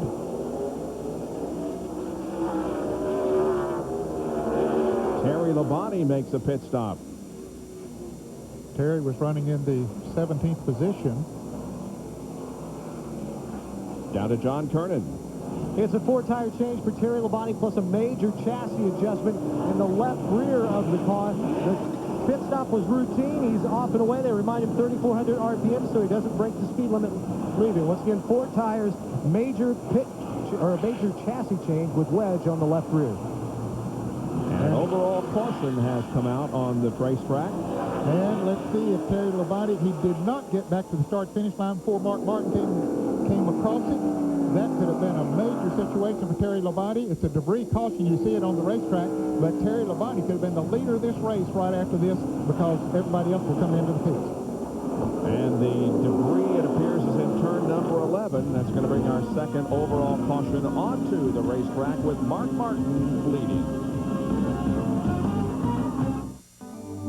There's a lot of reasons why so many people who take care of their cars turn to AutoZone each week. The low prices on the replacement parts they really need, and the large selection of the things they simply want. But most of all, they come to AutoZone because of the helpful, friendly people who work there. Kind of folks who know their stuff and who'll go the extra mile to help you out. Because after all, taking pride in taking care of people is what AutoZone is all about. You know, when things settle down around here around 11:15, that's when I wish I could ask my bank about a home equity loan and get an instant answer. Maybe plan the twins' college fund. See if I can find a better deal on my car insurance. Well, of course, I couldn't do all that at the old bank. So, I got a new one. If your bank could start over, this is what it would be. Wingspanbank.com. Crew set. Everybody's ready. Let's go. Here it goes. Let's hit it.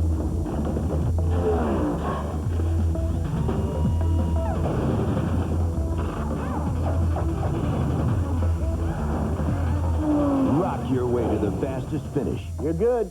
You're fast. After lunch, we'll do the other side of the street. Make sure you've got genuine sheetrock.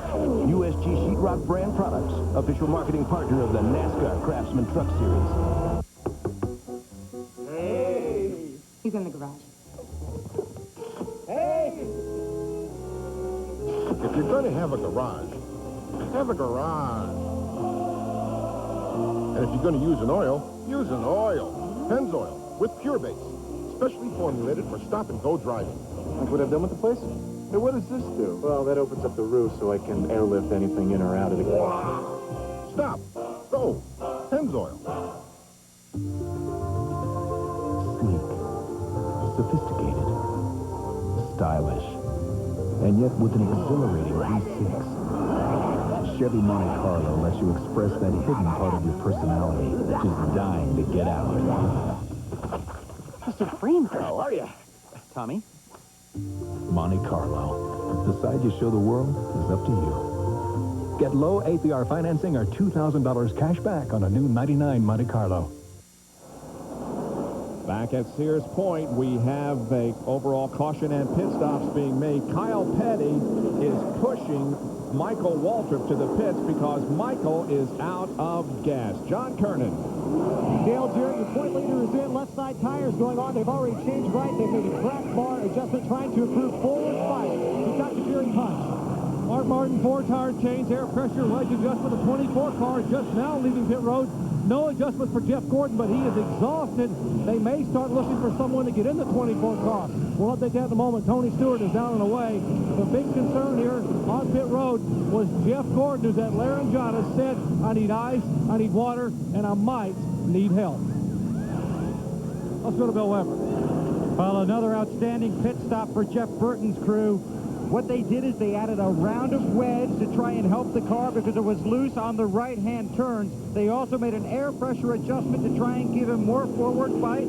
They gave him ice packs and fluids. Now, directly behind Burton's stall is Kyle Petty's car. The hood has gone up on there. They continue to work to try and get the toe correct on that car. Kyle's struggling around this race course here this afternoon. But he certainly did Michael Waltrip a big favor because Michael was out of gas down in turn 7, and there was no way he was going to make it back to the pits, but Kyle got behind him and pushed him to that area. And Michael has been refueled and rolling again. That was a huge break.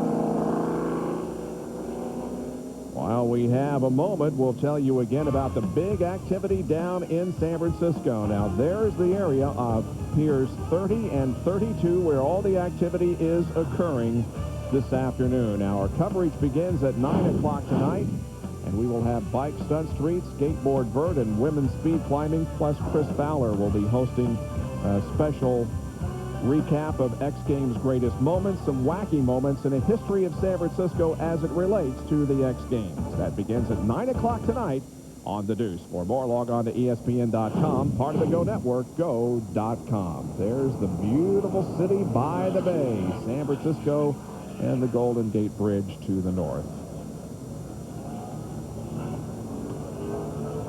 There is a lot of rolled up rubber, marbles as they call them, in turn number 7, and they're going to bring out the brooms and perhaps a jet dryer and get that stuff off the racetrack, because that is very slick. Yeah, and that's why we saw several cars go off up there. They got a bit too wide and got on that stuff and shot them out into the sand. So while we have the opportunity, we'll take a break with more than half this race completed, 59 of 112 laps completed. Back in a moment. I've been everywhere, man. I've been everywhere, man. Across the desert bare, man. I breathe the mountain air, man. I travel, I've had my share, man. I've been everywhere. Cisco, you know me. With Days Inn hotels in over 1,800 cities and towns, you can go as far as you want.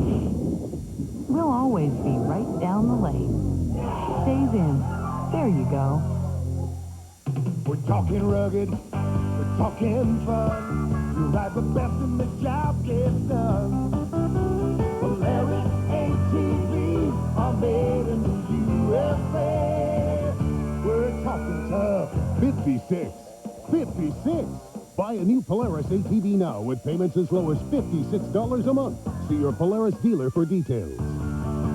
Polaris ATV, we're talking tough.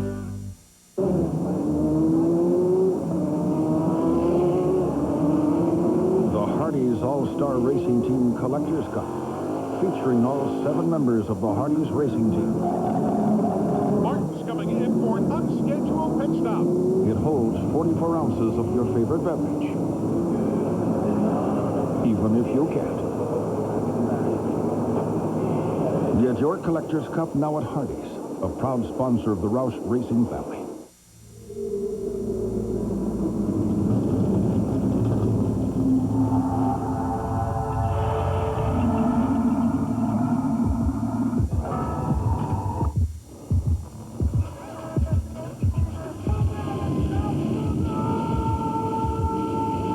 You have your weekend projects. We have ours.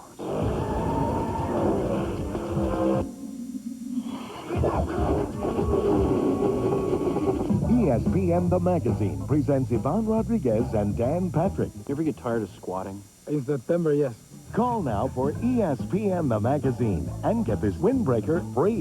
When's the last time you sang the Puerto Rican national anthem? I'm not a good singer. Get 26 issues, a year's worth for just $1 an issue. And remember, you'll get this navy blue water-resistant windbreaker free. That's warning track power with seed. Call for ESPN The Magazine. Welcome back to Sears Point Raceway in Sonoma, California for the Save Mart Kragen 350 NASCAR Winston Cup race. Under caution here at Sears Point. They're actually working in other spots along the racetrack besides Turn 7, but that's where the concentration is. Getting the marbles swept away to make the track a little more safe. And you wonder why they're sweeping these marbles? Because if these cars get in them, either the front or rear tire, if you're going in the corner and get in with the front tire, it won't turn. You get in the back tire, it will spin out. We'll show you exactly what we're talking about. There's Earnhardt having trouble up there. Bill Elliott goes off in the corner. Tommy Hubert, same problem, gets in the corner, can't turn. Into the sand he goes. Ever see Rich Bickle, the 10-10 345 car through the sand? Dale Jarrett gets in there, gets the front tires in the debris, will not turn. Off he goes. Wally Dowling back, gets the rear in there. I think the front started first. And Jeff Gordon, he had the same problem. There's Mark Martin, goes to the corner as Jeff Gordon, the lead of the race, gets down in the dirt and gravel. And that's how Jeff lost the lead. And there are, of course, safety innovations all over the track and in the cars, but there's also some on pit road. Right, Doc? Indeed. A few weeks ago, after that frightening incident in the CART FedEx Series where a crew member was saved by a helmet, Bill Simpson offered to give helmets to NASCAR Winston Cup crew members to wear. Well, this is the first time we've seen a team actually wear them. These are pit crew helmets. Sean Parker, who's the rear tire changer for Mark Martin. And Sean, these helmets being worn for the first time, how well can you see, and any problems at all? Well, Jerry, the vision's real good on them. The only problem that we're having a little bit is just this little cone right here in front. But other than that, the side vision's real wide. There's no problems at all. And you see our first 2 pit stops have been real good, so I don't see a problem. You basically wear them during the pit stop only and take them off to do your other work. Now, I understand that Pat Broussard from Racing Radios has wired all the helmets, so you have all the wiring and radio. You can actually hear everything that's going on. Yeah, it's just like what the driver has. We have a microphone inside in case we have a problem on the pit stop, and we can talk back, you know, to the jack man or the crew chief and know what's going on. So it's just like being in a race car, and everything's fine so far. So these helmets have a lot of visibility with left. Sean, turn to the side. You see how they're cut out so far on the side. They have great peripheral vision. The only problem they may have to work on is a little area in the nose. They have to look down to actually change the tire. But safety here critical. This is the first team to wear these. We are told that Jack Roush may have the 99 team in these next week at Daytona. Let's check on more safety further up pit road. Well, Jerry, this is a history-making day for the NASCAR Winston Cup Series. For the first time, all the cars on the race track are using a mandatory wheel tether on both the front wheels. Now, the design of that is to encourage the wheel to remain attached to the car in the event of a violent crash. This is the first race they've been mandatory. They were used voluntarily in earlier races this season. Next week at Daytona, teams have been told here at Sonoma they will run a mandatory hood tether, and that is to serve the same purpose for the hood, obviously, that the wheel tethers do for the wheel, to try and keep the hood attached in case of a violent crash. You can also look forward to that hood tether being adapted to a situation where it will also be used on the deck lid. So NASCAR continues to look and add safety measures to both the crews and the cars. Safety, of course, is on the mind of everyone, especially when you come to a crash like this. Now, this turned out to be a lot bad looking than it actually turned out to be, but look at Steve Park's car completely overturn in the air and come down on all fours, and Steve walked away. That concrete retaining wall, if it had caught one of those front tires, it might have sheared that tire off, and the wheel tether, fortunately, will be able to keep those tires on. Saw a few moments ago that Jimmy Spencer was shown as the leader of the race. He has since come in for a pit stop, and so we go back now to the top 5 being Mark Martin, Jeff Burton, Jeff Gordon, Tony Stewart, and Rusty Wallace.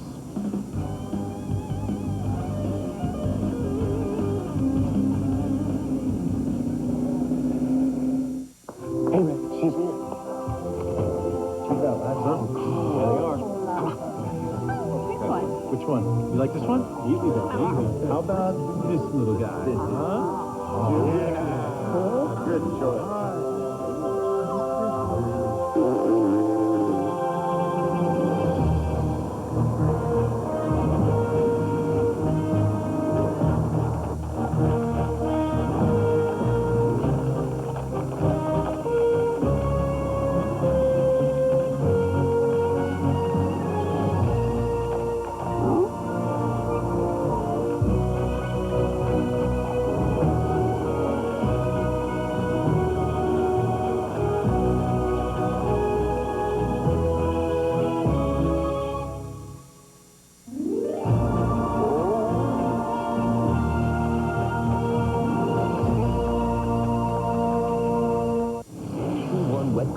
Provides a rich, deep shine. But why does NASCAR winner Mark Martin use Eagle One products? You always want to look your best. Eagle One, are you ready for the attention? Free Hot Wheels with every purchase of Eagle One wet polish and wax while supplies last.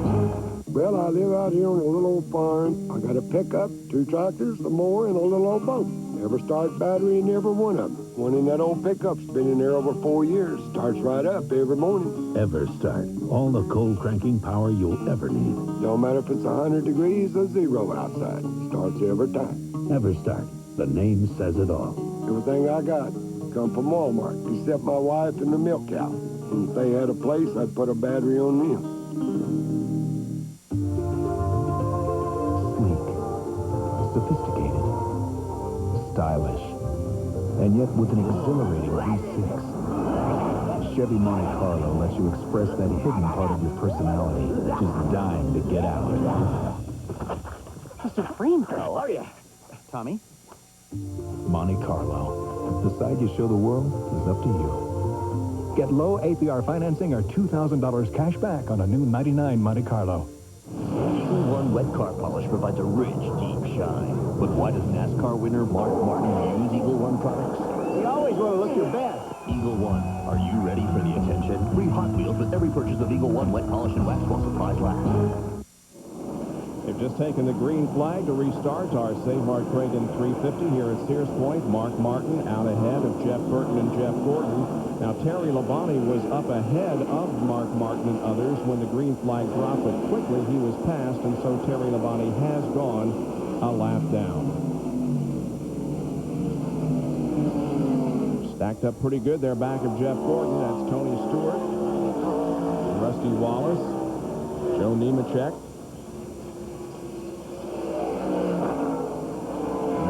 Hamilton, Andretti, and Kenny Irwin completing the top 10. On board with Rusty Wallace. You mentioned Terry Labonte getting past. Something's wrong with his car, Bob. He didn't get off to a good start, and he's running very slow going down into turn 11. For a taste of the race, let's check out the telemetry from State Fair Corn Dogs. See how fast Rusty's going. His tachometer. Tim start touching the brakes. Goes down to about 5,600 RPMs. Now he will start accelerating, 52. He'll start accelerating off the corner. Up to 8,900, shifts gears. Right on the back bumper of Tony Stewart. Now he'll accelerate down the chute, I think this is called. And he'll go down in the corner to the squeeze, we called it last year. Cannot make any headway and get on the inside of Tony Stewart, so he'll have to follow down the S's. He rush to touching the brakes just a little bit as he enters these corners. And somewhere right here, you'll just nail it and run up. What's the RPM in mile per hour as it goes probably up to 125, 30 miles per hour getting into turn 11.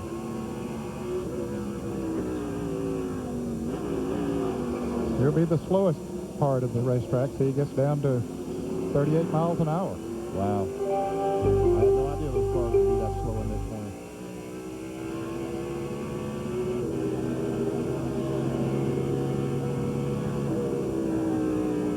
That's right. Where the one car of Steve Park hit just a moment ago, we see Rusty Wallace was about 140 miles per hour there. He picked up 100 miles an hour from the time he left turn 11 to John Andretti and Bobby Hamilton are having a good battle. We're looking back from the Briggs & Stratton onboard camera of Bobby Hamilton to John Andretti, who is making his 175th NASCAR Winston Cup start here today. As far as drivers who have competed in all the races this year and did last year, he has gained the most point positions compared with this time a year ago. He was 21st in points last year and is 14th this year. Finished third here at Sears Point last year and 8th at Watkins Glen, ranking him 4th in total number of points scored on road course races in '98. Well, Dale Jarrett is moving back up toward the front, the points leader. Around Kenny Wallace. That'll be for 12th. And 43 cars trying his best on the outside of the 4. Can't quite make it. That's the 8th and 9th positions they're racing for.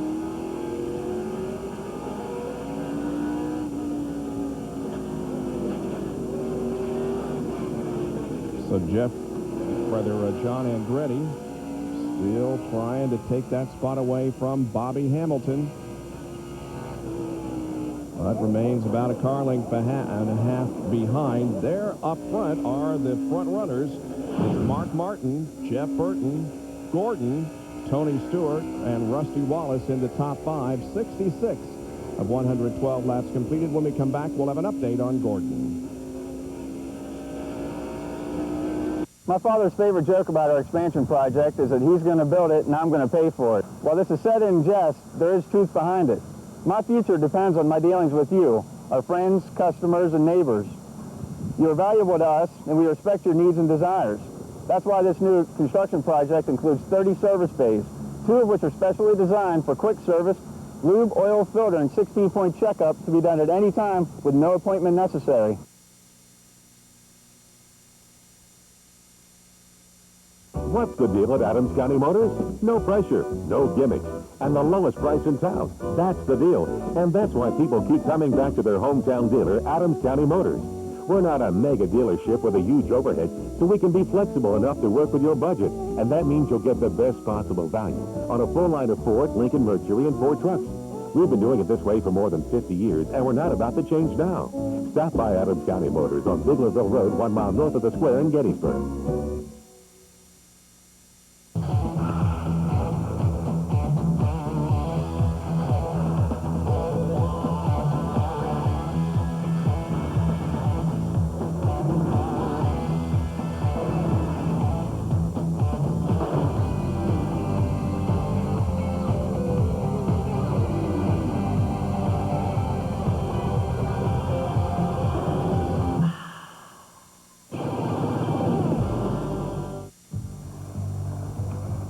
Out here, time is money, big money. You got this many men and machines spread out over 30 acres, anything can happen. Some days I just need extra equipment. Dozers, trenchers, even the small stuff. These guys aren't going to wait around. I can't wait. So I call Nations Rent. They got what I need. They get it here when I need it. It's newer. It works. Got no time for excuses. Nations Rent. 1-800-NO-SWEAT. Just because you're in front doesn't mean you sit back and watch the others try and catch up. If you can make a great thing better, you do it. And that's what they've done with new Mobil 1 Tri-Synthetic. That's a bit of a mouthful, but basically it means new Mobil 1 protects against engine wear better than ever before. Helps your anti-pollution gear work better too. For me, using anything less just isn't an option. Nothing outperforms Mobil 1. The mystery, the adventure of Disney's Tarzan, now in theaters, is only as fun as your nearest McDonald's. Your heart will pound, your pulse will race, you'll get a surprise. Buy a McFlurry dessert or chicken McNuggets. Feel the thrill, feel the tap, get a surprise every time. Wild authors or free food, even the all-new Chevy Tracker. There's only one place on earth to find this kind of heart-pounding suspense. Did somebody say McDonald's? We're here at a NASCAR race to take a survey. First question, does anyone sell as many high-quality auto parts as Napa? That'd be a no. Does anyone sell more hard-to-find parts than Napa? No again. Does anyone have as many ASE-certified employees? Last question, would you like to get paid for this survey? Just checking. Napa, over 200,000 parts, and everyone's important. We have a new leader who rejoined us here at Sears Point. Fourth different leader of the day is Jeff Burton, who was able to get around Mark Martin a lap ago. He did so entering turn number 11, but really didn't outbreak him. He just drove around him. That's the area of the course they're in right now.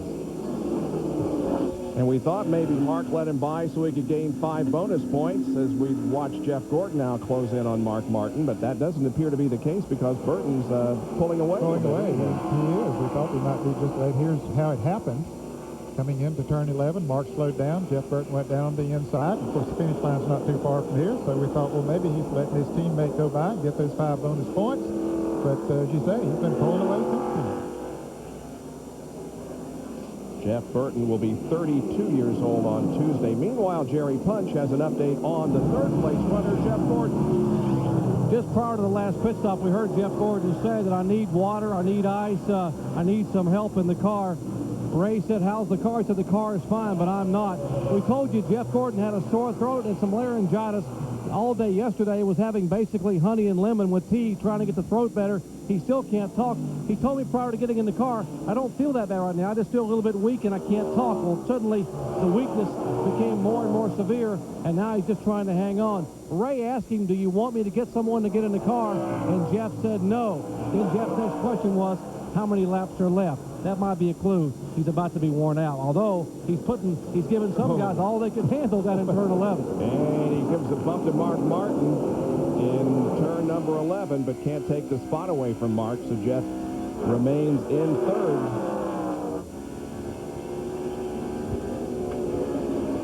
Here's a Bud Race recap. Jeff Burton, our current leader, had led the last 2 laps. We've had 4 lead changes, total of 3 full course cautions, and the average speed is at 76.5 miles an hour, and Jeff Burton is off the pace. The leader loses several spots. Came off the corner, it looked like the engine died. Maybe he switched to another ignition box. Bill Weber, what's going on? He only has 4th gear. It's a transmission problem. Right now, he only has 4th gear. Wow. Drops him back to 5th. That's going to drop him way, way back. Watch as he just tries to putt off turn 7 up there. And he'll have to make another pit stop, too. That'd be bad for that. But as much as you need those transmissions here. Oh, and we have Derek Cope into the tires. That's up at the top of the hill. Yeah, that definitely will cause a caution. At least Jeff Burton will be able to go into the pits now and check out and see what's wrong with his car. And Jerry Cope has jumped over the tire barrier and the wall up there. We see him moving around in a car. And I think we're within the pit window so they can go the rest of the way after this. Let's see what happened to Derek Cope. Comes in the corner, and all of a sudden, the car just goes straight, like the left front tire might have been down or something. He drives into the tires and just drives right through them. And up on the bank, now from the onboards. State Fair Corn Dog on board. Here it comes. It's like the left front tire went flat. Yeah, that's the way it looked. And that's too bad. Derek needed a good run. here today, and unfortunately, Not been a good year for him. He's missed 6 races. Didn't compete at Pocono last week.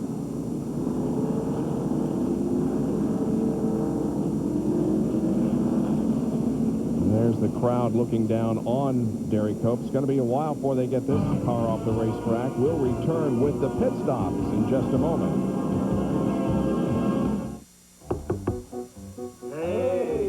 He's in the garage.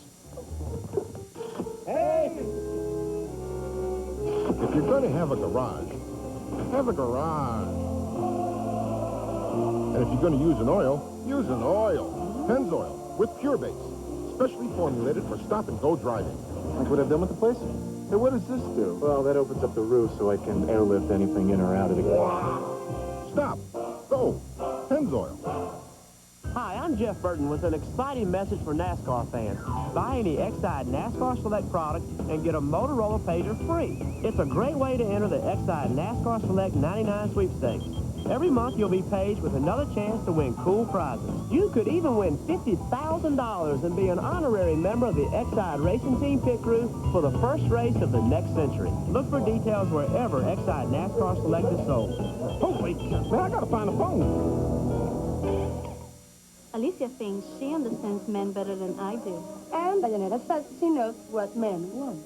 Guys, I say that what gives Mirror Light its great taste is the choice hops. Agreed? Yeah! And I say you prefer the great taste because it's smooth. Guys? Yeah! So it doesn't make any difference to you why Miller Lite tastes great? Yeah! Miller Lite. Taste the true Pilsner. Look, are you with her or with me? Yeah! Here they come to pit road during this full course caution as a result of Derek Cope's crash. Everybody on the lead lap taking the opportunity for the stop. Here's John Kernan. After the last round of stops, Dale Jarrett took the track in 14th. Right now, he currently runs 12th. He's the first of the leaded lap cars to make it into his pit stall. They'll do 4 tires. Fuel, DJ said the car was pretty good, but they took a half a pound of air pressure out of both of the front tires. Pit stop looking pretty good right now to Bill Weber. Ricky Rudd is here on the edge of his fuel window. He's going to get a clean windshield, 4 tires, and fuel. He needs to be better on longer runs to Jerry Punch. Jeff Gordon can make it on fuel. Can he make it on energy? He's down and away. And Gordon, once again, for the 3rd time, will not beat Mark Martin out of the pits. Martin, a 4-tire change, a slight air pressure adjustment to tighten the car up, and he is down and away. Gordon gets out second. A battle for 3rd coming out. I don't know whether Rusty Wallace or Tony Stewart got to the line first, but NASCAR will determine that as everybody else makes his way back onto the racetrack, including Jeff Burton. We are under caution for the Derek Cope incident at the top of the hill, turn 3. Goes in the corner, and the car just refuses to turn. The State Fair corn dog goes right in the tire barrier and through the tire barrier up on the bank. And that's where the car still is. They've got it down off the banking, but it's still buried in the tires as they try to get that car off the racetrack. We'll run 112 laps here this afternoon. 73 have been completed, and we'll be back in a moment.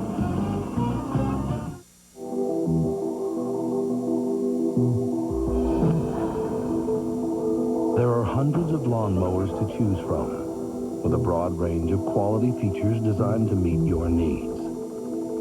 But the ones that have the edge to do the job right have one feature in common: a powerful, high-performance Briggs & Stratton engine. Make sure your lawnmower is powered by Briggs & Stratton, the power in power equipment.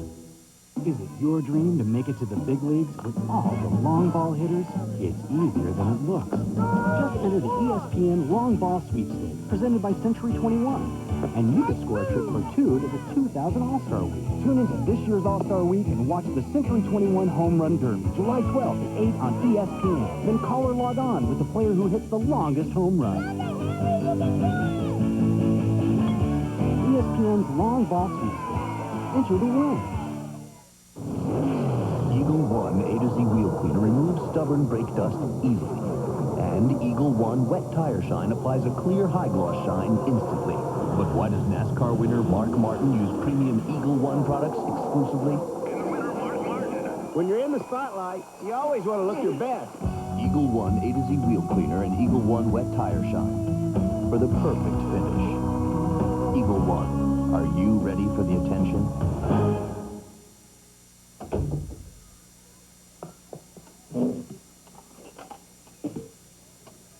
Choosing a personal watercraft can be a real test, but Rusty Wallace knows just what he wants.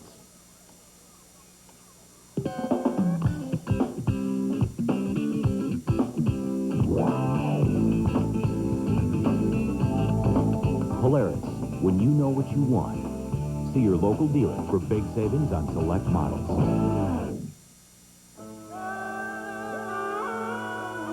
I travel light. I can pack everything I need into a weekend.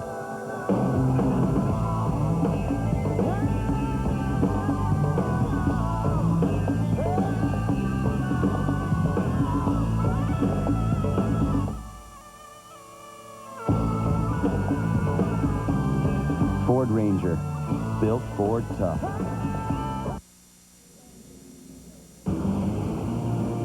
Welcome back to ESPN as we cover this Mart Kragen 350 NASCAR Winston Cup race being brought to you by Polaris Watercraft. Ride the best. By Ford Ranger, the only compact pickup built Ford tough. And by Briggs & Stratton, put more power into your lineup. Make sure all of your outdoor power equipment has a powerful, dependable Briggs & Stratton engine. The fruit of the vine, grown here in the Napa Valley, some beautiful estates. As you drive through the roads and the highways in the area up here north of San Francisco, and again, some of the finest wines in the world are produced in this area. There's a lot of peace and serenity up here, but when you travel down in the city of San Francisco, there's where you find the activity, especially this weekend, surrounding the X Games. 80,000 people are down there watching the X Games, and here's a look at some of the things we'll be covering tonight at 9 o'clock when we begin our coverage of the X Games on the Deuce. For more, log on to ESPN.com, part of the Go Network, go.com. There's the skyline of San Francisco, and there is the pier, or the piers, 30 and 32, where the X Games are actually being held.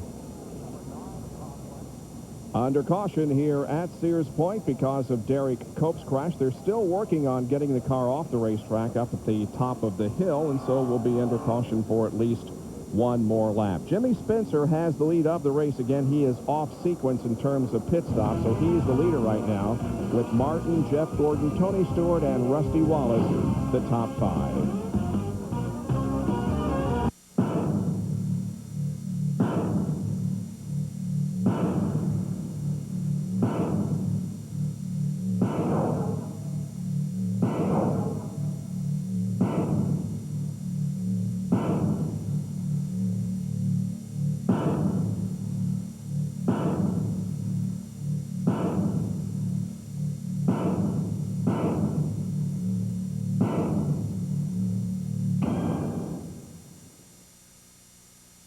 Instant coffee, instant pudding, instant replay, instantly recognizable name brand merchandise, shoes and athletic footwear from Nike, Adidas, New Balance, Birkenstock, and more, accessories, outerwear, and NASCAR merchandise, and lower prices across the board. Now in our 20th year with the same great selection and service. Visit our permanent location on Carlisle Street in Hanover. Instant replay. Just add water. Sense another Jeff Gordon moment. The date was June 28, 1998. Jeff Gordon, looking for his first win at Sears Point, set a new qualifying record on the newly configured road course. Overcoming a late charge from Bobby Hamilton, Gordon took the checkered flag to continue a road course victory streak that now stands at 3. Another Jeff Gordon moment. Gordon is way behind. Stick a fork in Jeff. He's done. Oh, my. What is he thinking? Holy Baloo. What the heck is that? Ooh, that's gotta hurt. Well, what could possess a man to drive like that? Gotcha. He's making his move backwards. Gordon wins. We got to get him a cup holder.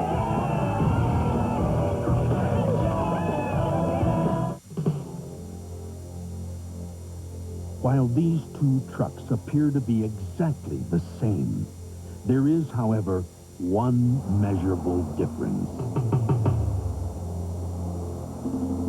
The brand of brake pads.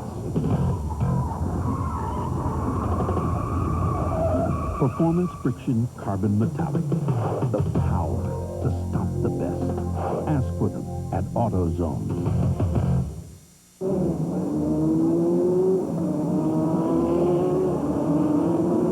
Hardee's All-Star Racing Team Collector's Cup, featuring all 7 members of the Hardee's Racing Team. Martin's coming in for an unscheduled pit stop. It holds 44 ounces of your favorite beverage, even if you can't. Get your Collector's Cup now at Hardee's, a proud sponsor of the Roush Racing family. So what you're saying is you can't change your oil every 3,000 miles because you're too busy, so you push it. Just like your cheap brother-in-law at one of those all-you-can-eats. Hey, it's your car. You want to learn the hard way? Be my guest. This is reformulated Quaker State. Protection beyond 3,000 miles under any driving conditions. You ought to change your oil on time, but if you can't, can you say insurance? Quaker State. It's been tested. It works. What more do you need to know?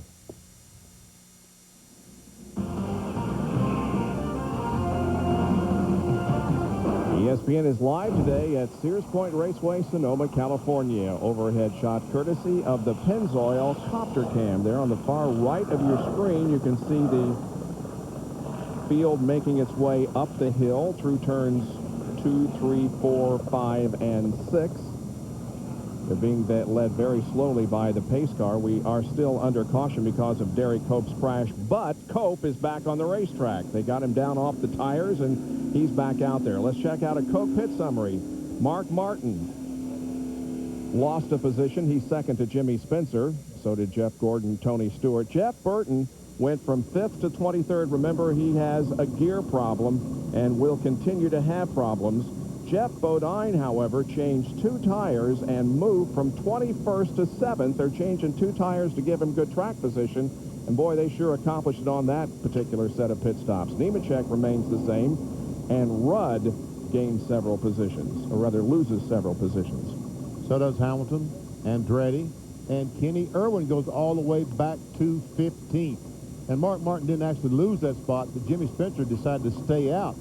And I guess Spencer could not make it the rest of the way, so he said, what the heck, I'll stay out and lead some laps and see what it's like to run up front on a road course. You know, this is the second time this afternoon that he has led under this situation during the caution. He is off sequence in pit stops and so remains out and picks up the bonus points.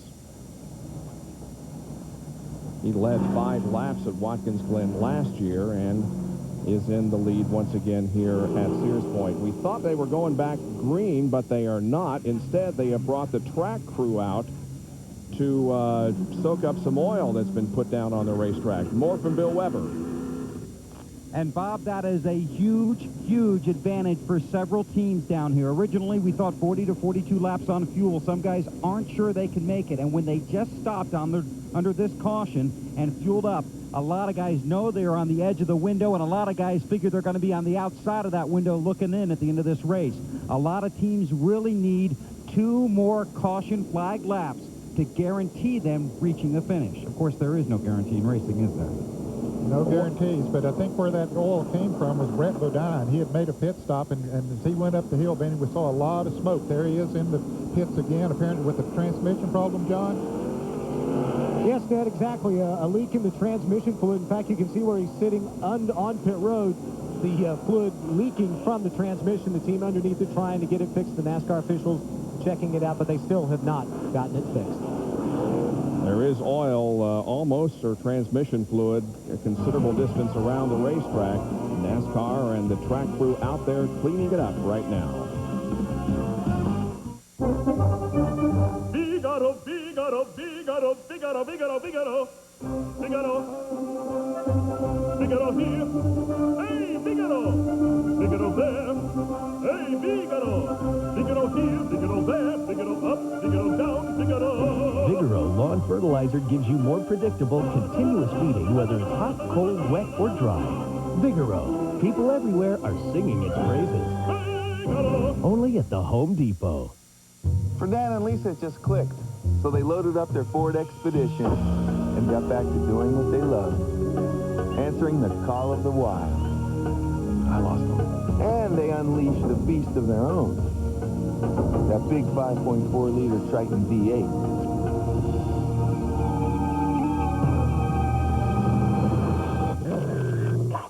And you thought Little Red Riding Hood got a close look. Ford Expedition. Built Ford tough. You know, this place reminds me of a guy I knew named Julius. Another Darrell Waltrip story. No, really. This guy, he was in the junkyard one day, kicking around, and he found a rocket booster. So he says, I'm going to set myself a land speed record. Now, he got that thing up to speed. He hit the switch. He took off into outer space. So whatever happened to him? He came down out here somewhere. Get out of here. Oh, Now, Kmart. Hey! He's in the garage. Hey! If you're going to have a garage, have a garage. And if you're going to use an oil, use an oil. Pennzoil with Pure Base, specially formulated for stop-and-go driving.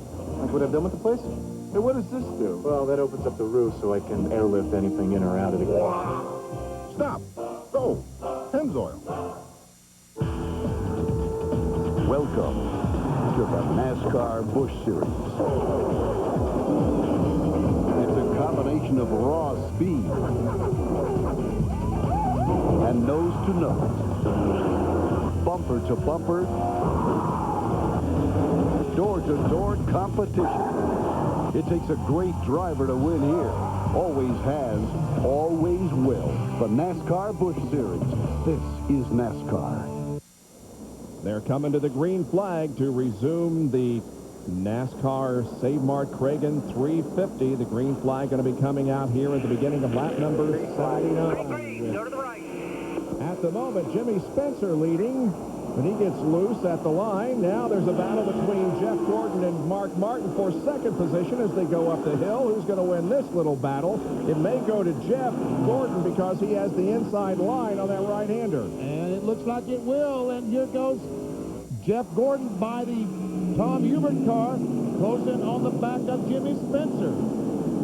And Martin also trying to get the inside of Hubert. Now, Hubert is not on the lead lap. He's 2 laps down in 37th position. Jimmy Spencer still has the lead, but Gordon is about to gobble him up. Here comes Tony Stewart, and also Rusty Wallace and Joe Nemechek to the inside of Hubert.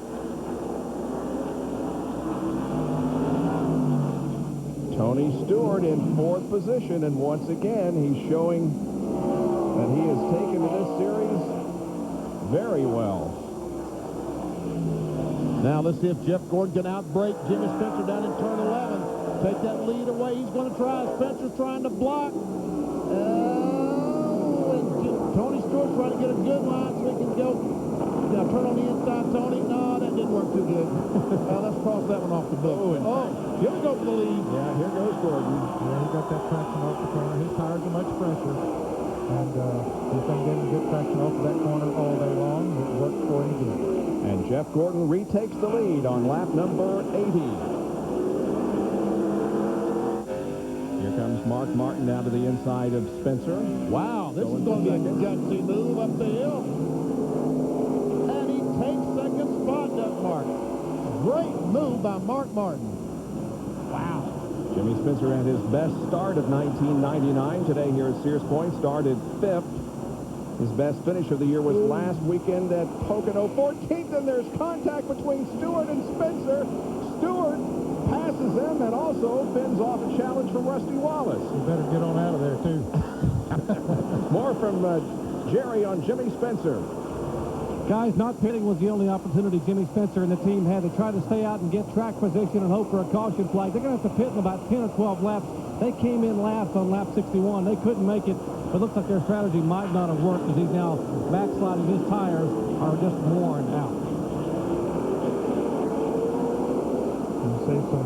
racing here. Jeff Bodine, Jeffrey Bodine, I should say, only got 2 tires, but he's hanging right in there so far. A lot of traffic down in turn number 11. Terry Labonte, Michael Waltrip, Wally Dallenbach. They're running back in about 30th position. Meanwhile, up front, there's Gordon, Martin, and Stewart. Rusty Wallace trying to get around Jimmy Spencer now. This is where Mark Martin a little bit ago drove up beside Jimmy Spencer, took that spot away. Rusty was not able to do that. Now maybe he'll try to outbreak him down in turn 7. No.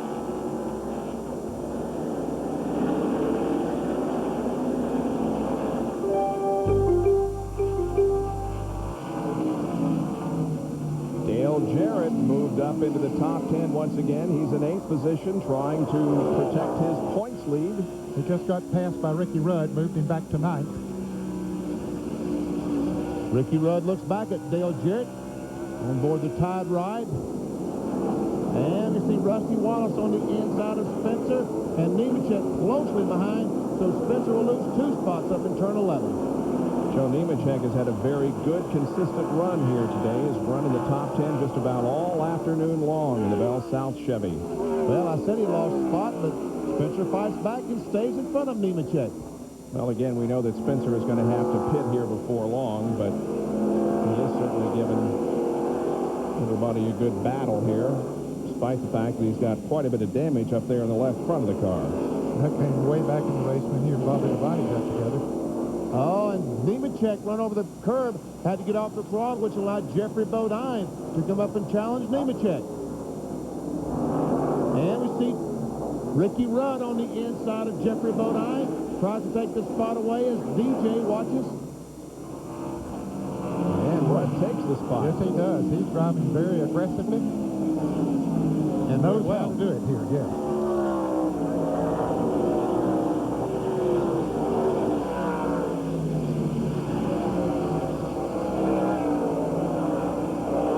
Now we watch Nemechek as he tries to get on the inside, tries to outbrake Jimmy Spencer. He will do that, take over that spot, moves him up into 5th. And see if Rudd can get the traction off of that corner. Nope. Not what he needed to make the pass.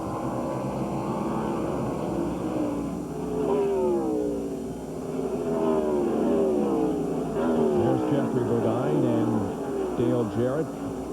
Jeffrey Bodine's most recent win was on a road course back in August of '96 at Watkins Glen.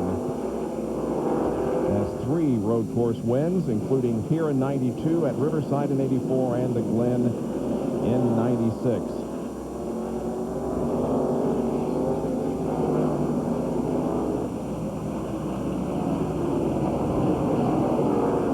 Spencer holding off Ricky Rudd's challenge for that 6th position. Who would have thought that?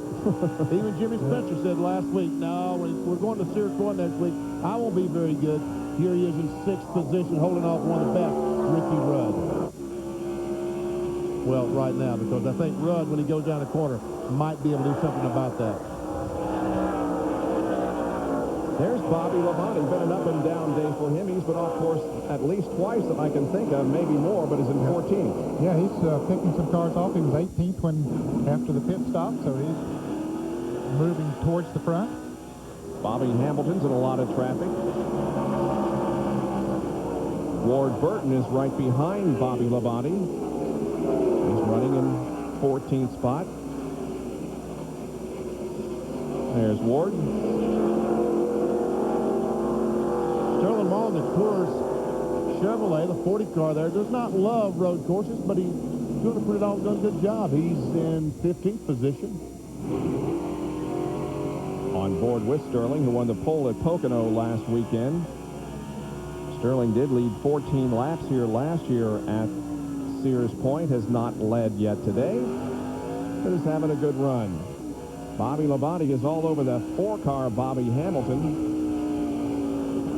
as Bobby tries to take over 12th. It's almost like that rear bumper is loose, because I can't believe the back of that car is bouncing like that. Surely it isn't bouncing like that.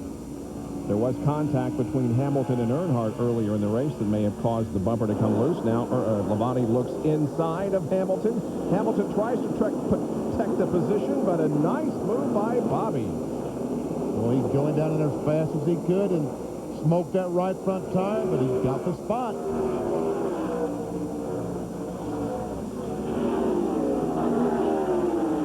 Have to be careful when you're driving that hard. You don't want to lock the brakes and flat spot those tires.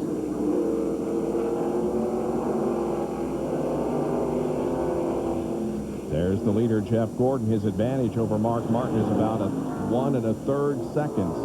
Tony Stewart runs third. And last lap, Tony Stewart was faster than the first two cars. A little bit, but a little faster than Gordon or Martin. Rusty Wallace is fourth, and Joe Nemechek rounds out the top 5 at Sears Point.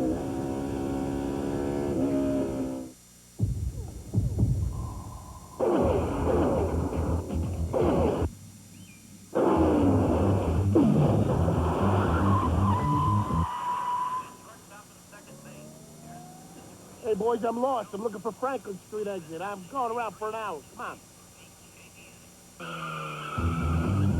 Want more power? Try Valvoline SymPower Complete Fuel System Treatment.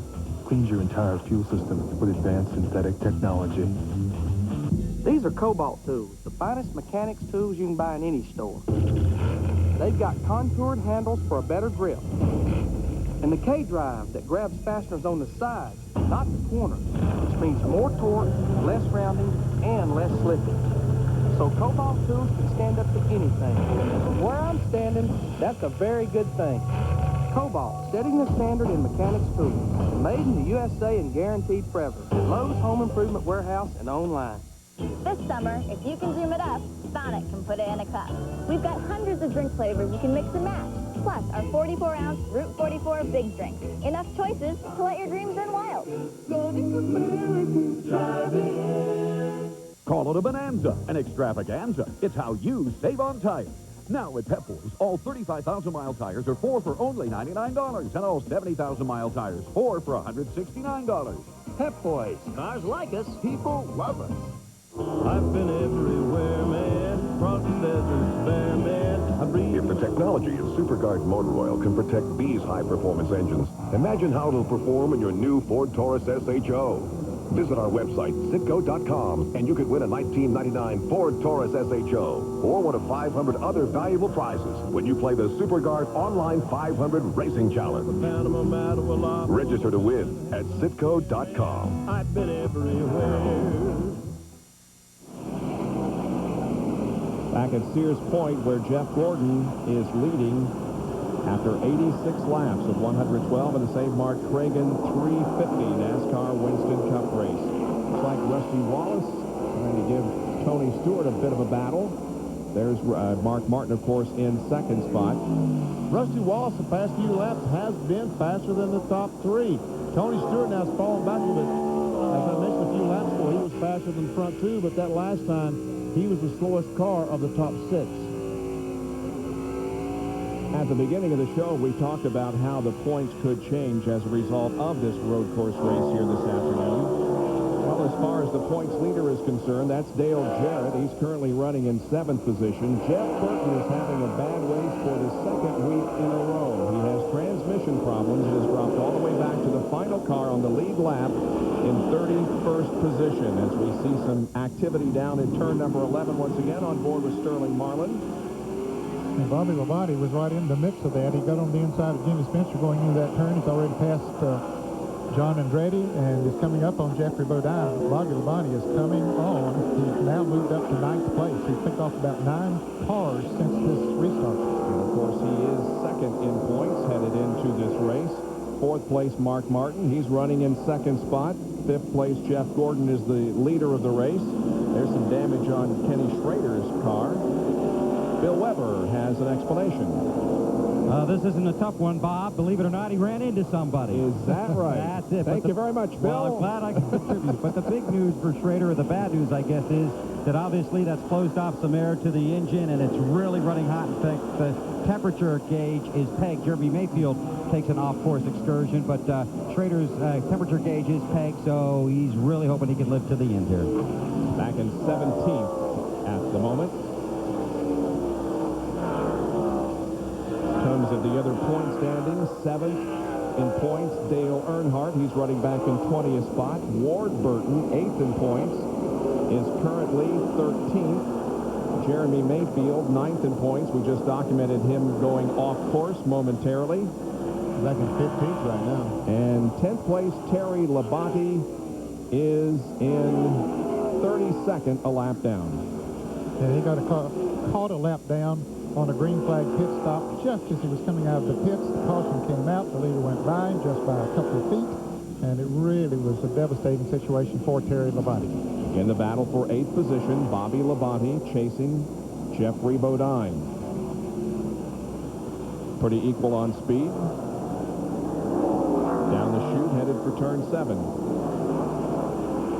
I think those 2 tires, Jeffrey only took on 2 tires on the Power Team car number 60, and I believe that has hurt him some. It gave him great track position. I mean, he's still better than where he was, much better than where he was before he made that pit stop, so apparently it was a good call. He was back in 21st. Now he's running in 8th spot. Hardy's field summary showed you we have a Chevy leading, a Ford in 2nd place, and a Pontiac in 3rd. And here's another Pontiac trying to take a spot from a Chevy. Bobby Labonte is going to get the job done in turn 11. He now moves into the 8th spot. Labonte has not led a lap here yet this afternoon. Coming into this race, he was the only driver to lead 14 of the first 15 races. John Andretti and Jimmy Spencer after 10th. On board with Bobby Hamilton. That's a good battle there for 10th, 11th, and 12th. Hamilton is the 12th place car, right on the back bumper of John Andretti.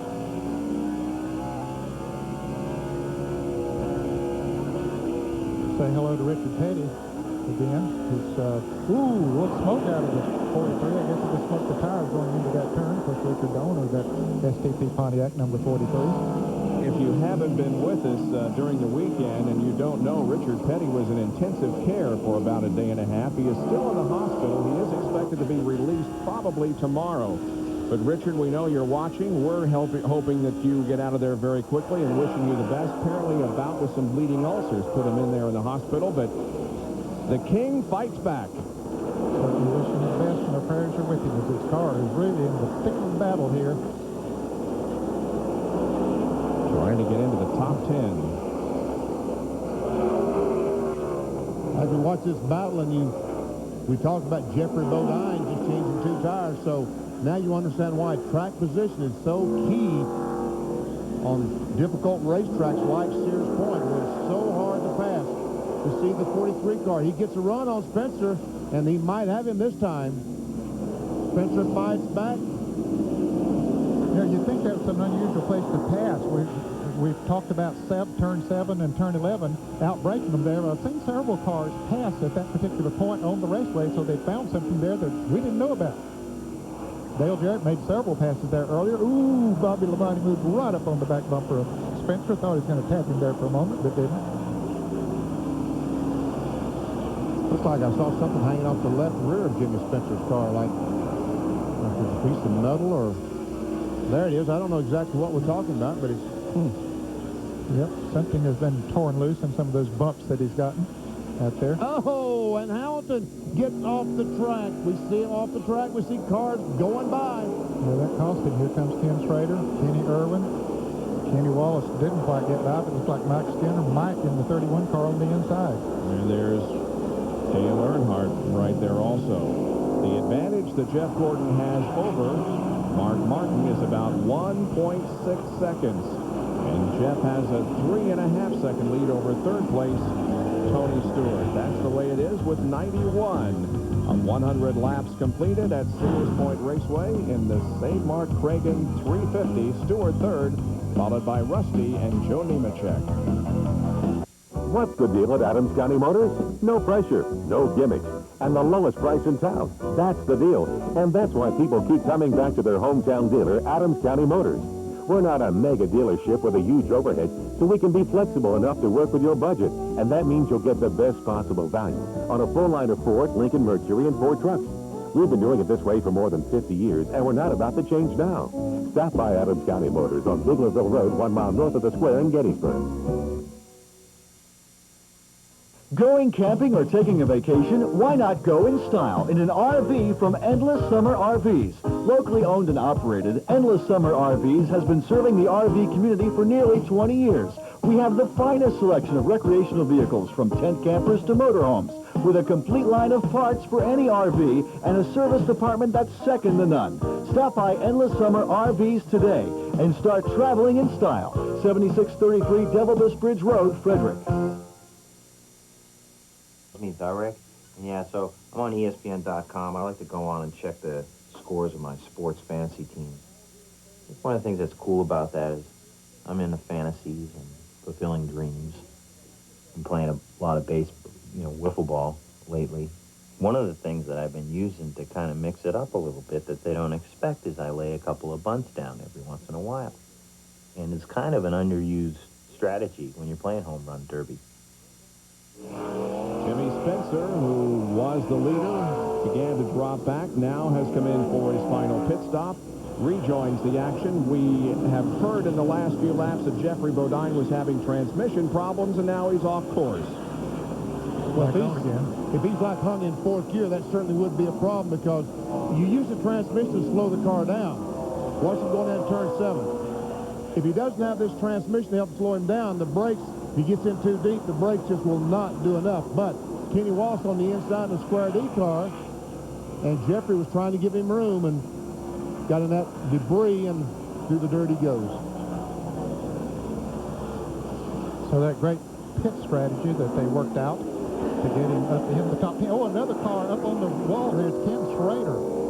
Just like the one car. Oh, he stays on the roof. Yeah.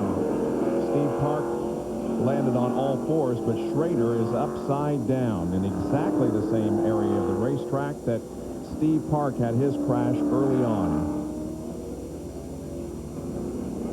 You see, that's exactly the area where the pace car comes onto the track also, and the 2000 Monte Carlo moves on to the racetrack, or is about to bring out an overall caution.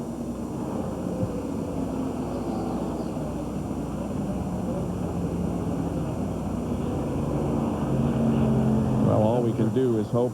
Looks like he's pulling him out. Feet first. Oh, man. All right. There he is. Wow. Okay. You just kind of hold your breath and don't say anything until you know the status. But, wow, we are sure glad to see Kenny emerge from that tangled mess. Schrader saying, boy, did I do that? He said, wow. Let's take a look at it. Again, it's just about the same type of crash. He goes over once, 1.5 times, and then rolls back on the hood. Looked like he was going to roll on the wheels, and all of a sudden, oh, he's going to go down and talk to somebody. No, guess he's just running across the racetrack. He may be looking for somebody, but I think he's more interested in... He was in the pit. You know, remember a few moments ago when we saw those cars passing Bobby Hamilton down in turn 11, there were a lot of cars that were running awfully close together there, but we didn't see him make a gesture. All those cars have gone by. Had to take one last look back at his car. He doesn't have a very long walk to the pit area. He's waving hi to Robert Presley. Said hi to his crew. Said hi to Kenny Walsh, his teammate.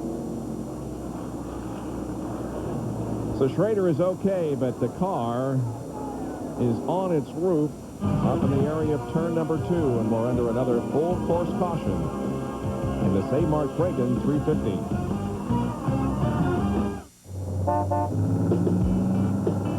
Hey, Buckhound.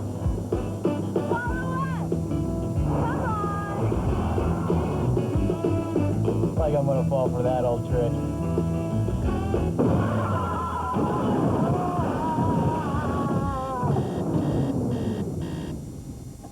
so good. All 4 barricades, huh? The kids come first. They're always on your mind. They're always first and foremost there. I'm Cynthia Hodges. I work at Ford Motor Company. I'm an engineer, and I'm also a mom. We're the people who buy and use the Windstar. We know what it's like to have kids, and that helped us design this car. It's full of ideas that moms will love. I'm able to open the doors, and they're not blinded by dome lights. Because you never want to wake a sleeping baby.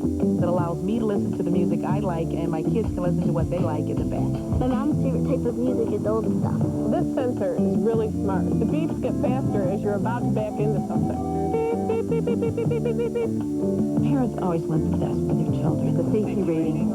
Safety was the utmost importance, and the 5-star rating was a big deal. I designed it for my neighbors. I designed it for my playgroup. I designed it for what's now become a part of my life. Hey, my mom built that car. Better ideas, driven by you.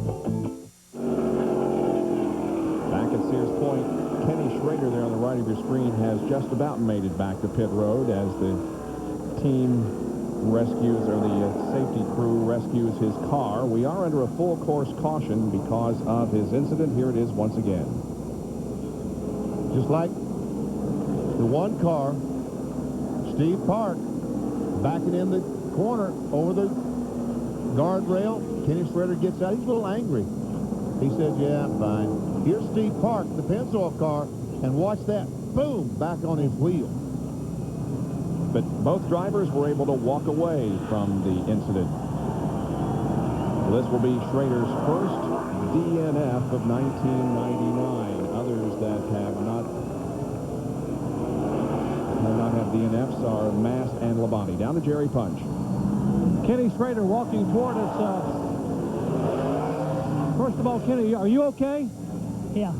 I was starting to get a little tighter in a couple of fast turns. I was down in the right rear here, hung the right rear in the slick stuff. She started coming around, just held on. I knew it wasn't going to get pretty. Did you have trouble getting out? We saw one of the workers trying to help you out with your feet. Were you trapped in the car at all? Yeah, I was just upside down, and things were condensed a little bit, and undid the seatbelt before I took the steering wheel off. And I know better than that, but I just had a little trouble getting out. All right, Kenny, we'll let him walk back behind pit wall and get back toward his pit, obviously out of breath. What a wild ride. Fortunately, these NASCAR stock cars are safe, and he can walk away. But, boy, you say road courses aren't exciting and can't be a little bit dangerous? Kenny Schrader just showed you. Well, he sure did. But again, the good news, no injuries. There's the Bobby Hamilton car, an extended pit stop during this caution period. Sorry, Ned, they're setting the toe in on that car just like they did Kyle Petty's car earlier in the day. 95 laps completed of 112 here at Sears Point. It's Gordon, Martin, Stewart, Wallace, and Nemechek, the top 5.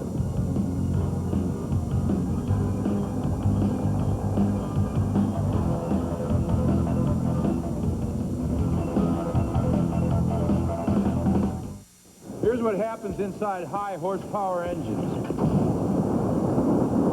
They get hot. Hot enough to turn firemen into ice cream truck drivers. You don't play with heat like this. You get Quaker State High Performance, a synthetic blend for high horsepower engines. It's been tested. Actually, it's been barbecued. For pure maximum protection, nothing's better. Quaker State, sensible technology. What more do you need to know?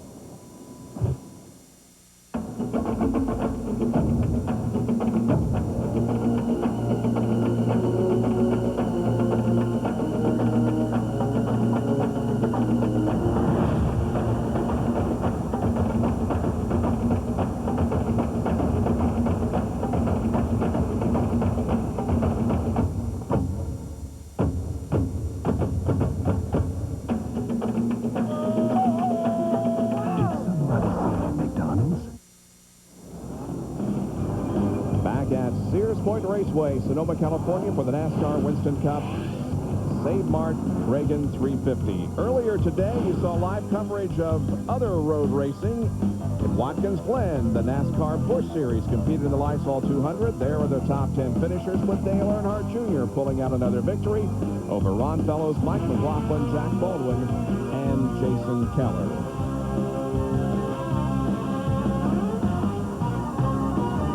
And so while we await the cleanup to be completed near the Kenny Schrader crash, we'll tell you more about the X Games from San Francisco, just down the road from Sears Point Raceway. Coverage begins tonight at 9 o'clock Eastern. X Games.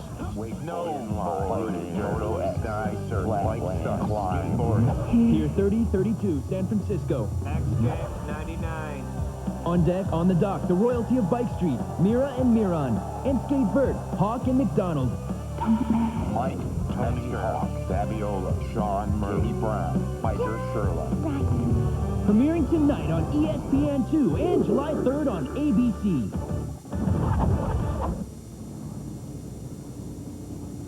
There have been 80,000 people down in San Francisco on Piers 30 and 32 to watch the X Games, and you can see it at 9 o'clock Eastern Time tonight. That's probably how many people we had here today at Sears Point Raceway, somewhere around 80,000 people watching in a beautiful, beautiful day. There they are, some of them. Hey, guys, gals. Once again, we have been here for about 4 days and had just incredible weather. Nice, comfortable temperatures, and really a really nice weekend. The location is Sears Point Raceway, Sonoma, California. The Zabar Kragen 350, the 16th race of the 1999 NASCAR Winston Cup season. Down to Bill Weber. Well, this caution, certainly a bad break for Ken Schrader and company, but it could be a huge break for some of these guys that were right on their fuel window. Most of them now believe they will be able to reach the finish and will not run out of fuel. That's disappointing to a couple of teams down here that thought they might be able to outlast everybody on fuel. But now most of these teams at the front of the field believe they can reach the finish without pitting for fuel.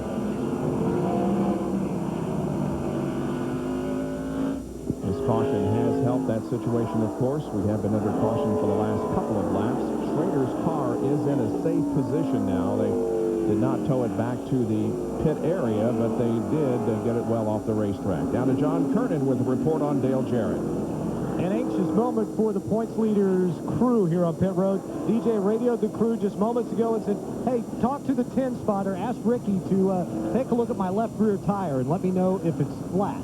Well, Ricky looked at it, said it was okay, and as he came by, DJ got the thumbs up from the crew. They told him everything looks all right, but he was worried for a moment that he might have a left rear tire going down.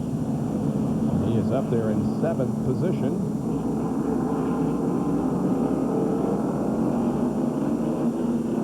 Up from 29th. That's quite a movement forward. Just amazing.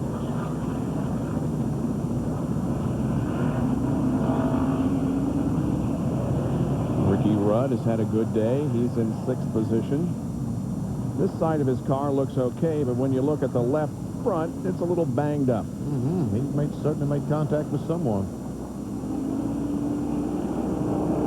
Apparently it's not hurting him too bad. Rub the letters off the front of the car there, and it's bent that sheet metal back onto very close to the tire. But apparently there's no rub, and that's the good thing. Down to Bill Weber. And he told his crew just when the caution came out, when they were discussing whether or not they were going to pit, that basically he's responsible for that. That's kind of how he got his way through all that traffic after the last green flag, using the chrome horn, as they say. So Ricky's responsible for that damage on his own. Said it probably didn't help the car a whole lot, but he had to get to the front or as close as he could. And they figure they're in good shape, and obviously they can reach the finish now. Hey, Bob, we're coming around ready for a green flag this time. Lights out on the pace car, so as they move through the S's, we are going back to green when they hit the line. Jerry Punch with a report on Jeff Gordon. Well, we don't know how Jeff Gordon's going to be able to do, but he's not even answering the crew on the radio, but he's just trying to conserve energy. When Ray talks to him and says, just be patient, take your time, all Jeff does is cue the radio to let him know he hears them. He's conserving every bit of energy for these final few laps. And there will be 14 to go when they get the green flag. Is Tony Stewart going in the pits? Yes, he is. John. Well, I was just told by one of Dale Jarrett's crewmen, Brad Parrott, that he said, hey, the 20 car's got a flat tire. He's coming in. And Tony makes his way onto pit road. And it looks like the left rear tire is down on Tony Stewart's car. Man, oh man. It is a tough break. And there's still 30 cars on the lead lap. He has been up front all afternoon, and now as we get the green flag on the 99th lap, Stewart is in the pits with a flat tire, and he's going to fall into about 30th position. Well, up front, Gordon pulls away just a little bit from Mark Martin. And Jeff Gordon has picked up the 5 bonus points for leading the most laps here today. Question is, can he last 14 more laps? Physically, can he last 14 more laps? He can stay on the racetrack. On board with Rusty, who's third.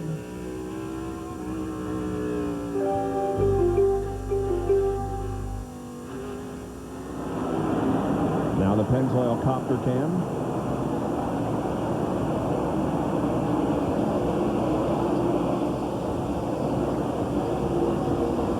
If he goes on to win this race, Jeff Gordon would be the only driver to win from the pole here at Sears Point. And he's done it twice. I mean, yeah, they've done it twice. Others have done it, but he would be the only one that's done it twice. 2 years in a row. Lee Bernie Irvin did it one time, didn't he? Yep. And Mark Martin did it in 1997. Here's the points as of now. Gordon would stay in 5th position. Rusty Wallace up 2 to 9th. And Jeremy Mayfield down 1. A lot of point changes in the second 10. And of course, next week at Daytona will mark the halfway point of the season.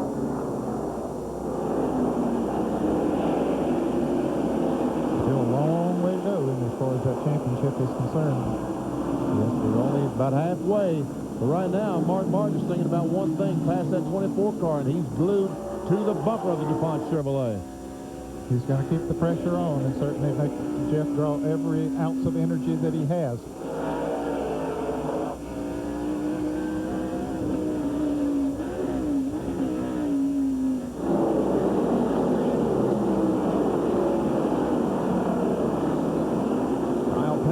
For a way around.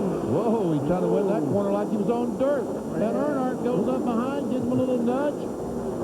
That's back in 13th and 14th. Kyle 13th and Dale Earnhardt in 14th position. It's been another up and down day for Kyle Petty also, who currently is the highest that he has been in the race, but he's been as low as 39th. So he's running exactly where he started. They've been working on the toe in every pit stop, and apparently have got it pretty good. Yeah, it looks like it's in good shape. Oh, see him. Jimmy Spencer back there smoking that right front tire. It's Darrell Waltrip, who is still on the lead lap in 15th position. Did a pretty good job this afternoon on the road course. Baseball tonight is coming up next here on ESPN. We're going to go over our scheduled off time, but when we conclude with the race, and a battle up front as Mark Martin gets alongside Jeff Gordon. Trying it on the outside. That didn't work, but boy, he made a great try. Man, he is right on that back bumper of the DuPont Chevrolet, trying to put all the pressure he possibly can. And of the top 6, we get speeds on the top 6 every lap. The slowest one among the top 6 that lap was Jeff Gordon. And Bobby Labonte was the fastest.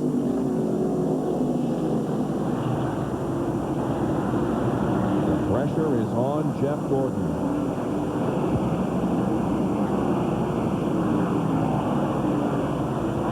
You wonder about Tony Stewart. He's back on the track, of course, but he's in 27th position. Boy, a tough break for the rookie.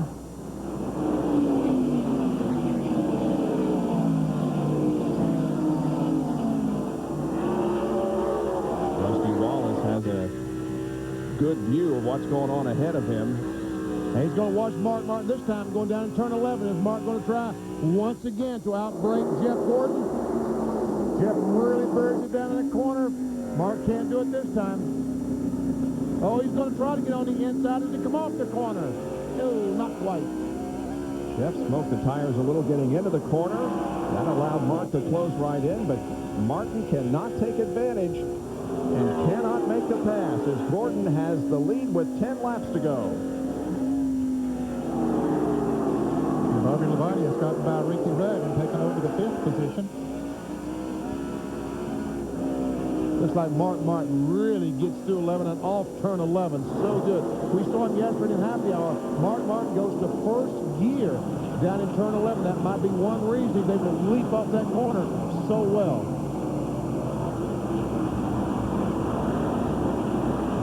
How close those three are nearing the end of the race. You just have a feeling that something's going to happen here in the last 10 laps.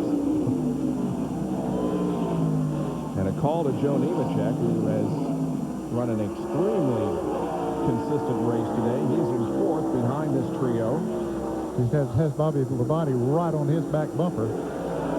Bobby is definitely one of the fastest cars on the racetrack. Oh, and Martin gets off course.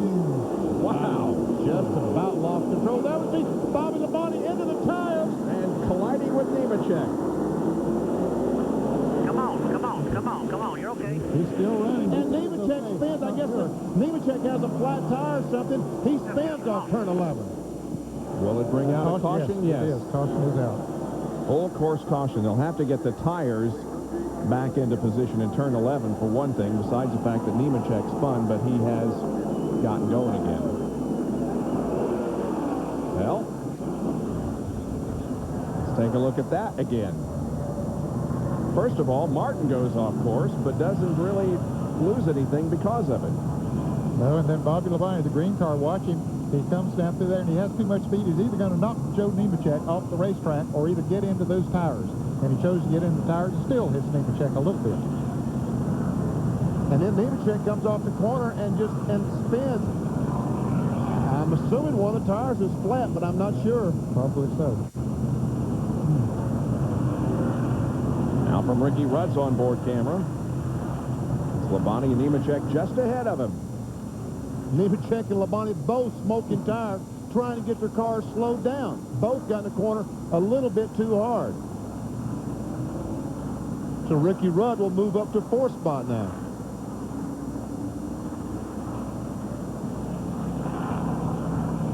Oh, man. What'd they put tires there for, Bobby said? He sends them bouncing.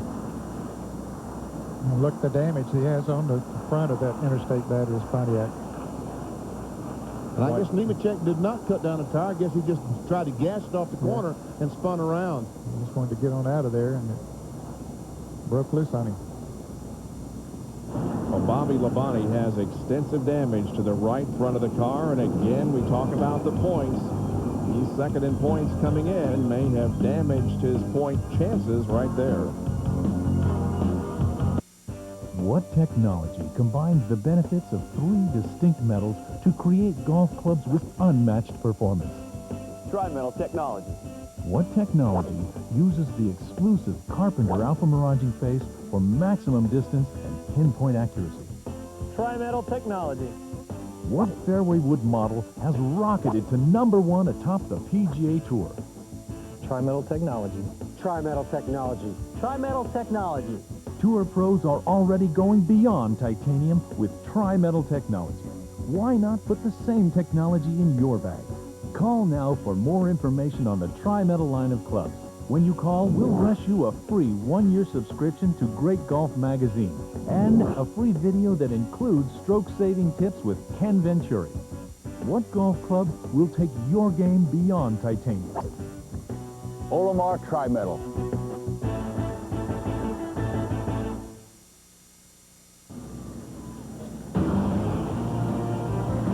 ESPN's coverage of the Save Mark Kragen 350 NASCAR Winston Cup race being brought to you by Quaker State for protection beyond 3,000 miles under any driving conditions.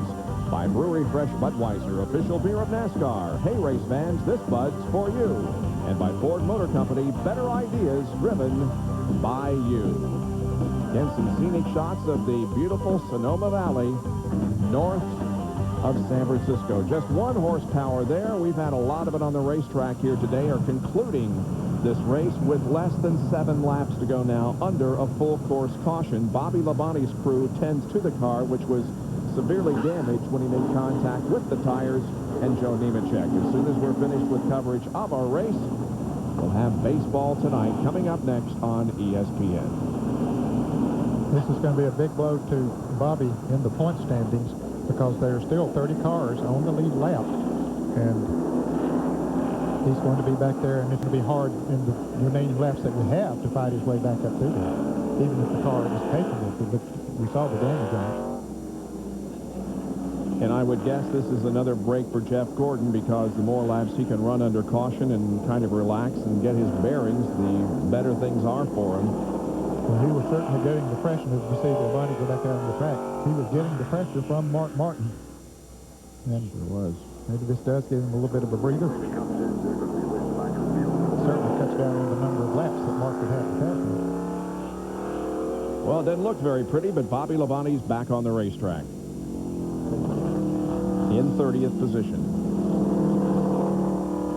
You wonder if those cars in front of him checked up when they saw Mart Martin almost go off the racetrack, and they had kicked up a little dust there, and if maybe they checked up and Bobby came in there with a full head of steam and saw that he was going to run over Joe Nemechek if he didn't turn to the right. And he's probably going to wreck either way. Both he and Nemechek, as we saw both of them smoking those tires trying to get stopped. So they both, Nemechek trying to defend his position and Labonte trying to take it away. I think both of them got in the corner awfully hard.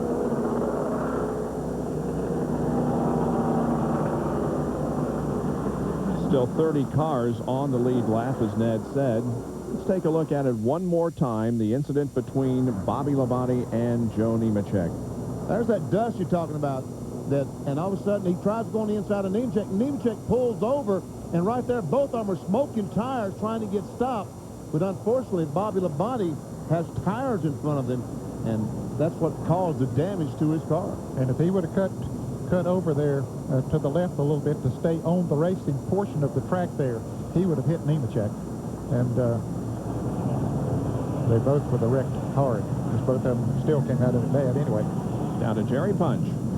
Well, you got a feel for both those drivers. I was standing in Joe Nemechek's pits a moment ago when he came in and got 4 tires, and I think he's frustrated but also heartbroken. He told the crew he's driven his guts out, and they thought they were going to get a great finish today. Tony Glover said, don't get up, partner. We're going to put 4 fresh tires. You got a few laps to catch some people and make up some spots. But Joe Nemechek just heartbroken, thinking maybe he's going to come out of here with a top 5 finish, and it would have, could have, or maybe should have been, but not going to happen now. Nemechek back to the 29th position with 105 of 112 laps competed. They'll be going green in just a moment. Stay with us. Well, here's your new town. Up ahead's the high school, Jimmy. 100% of the graduating class go on to Ivy League schools. And there's the baseball coach and the guidance counselor. Hi, Coach Torrey. Dr. Brothers. Hey, hi, Tom. And here's your new home. Beautiful. And by the way, remember I said it was 2 acres? Actually, it's 3. They added 1 for you. Oh, hey, neighbor. Just dropping off a little roast chicken with white truffle sauce. 2 minutes in the oven and bam, it's done. Thanks, Emerald. They put in a pool before they left? We can take it out if it's a problem. Oh. Hello? Hi, neighbor. Just brought you this potted viola. Whoa. How rich. If finding the right home were like this, Can Jimmy come out and play catch? you wouldn't need Century 21. Real estate for the real world. You could win $250,000 toward a home in the Century 21 Home Run Derby sweepstakes. Visit a participating office for details. Welcome back to Sears Point Raceway, where we are still under caution, but as you can see, their lights are not flashing on the pace car, so it will be coming in, and we're going to resume the battle here as Jeff Gordon and Mark Martin and others clean off their tires and get set for the restart. And there'll be 6 laps to go? Yep, this will complete lap 106. Could get interesting. It was interesting before the caution. They're even back and forth trying to clean all the debris off the tires, so when they go in that turn one and make that left-hand corner, the car will stick.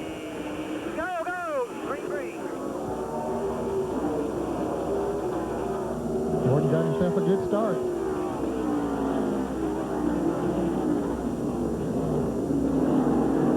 Rudd now fourth, John Andretti fifth. Jarrett is up to sixth, and Marlin, Ward Burton, Dale Earnhardt, and Kenny Irwin complete the top 10. And Irwin and Jimmy Spencer are side by side, banging on each other, and Spencer is going to take the spot away. Kyle Petty's going to drive on the inside of Kenny Irwin. Well, couldn't quite make the pass. Remember, Spencer has fresher tires. He made a green flag pit stop way back there when he was running up towards the front. Ooh, Kyle coming in there hard in that turn. He's going to get the spot. And Kenny's out in the sand. That's going to cost him dearly. Loses 8 or 10 positions before he's able to come back on track. And there's Ricky Rudd. Racetrack.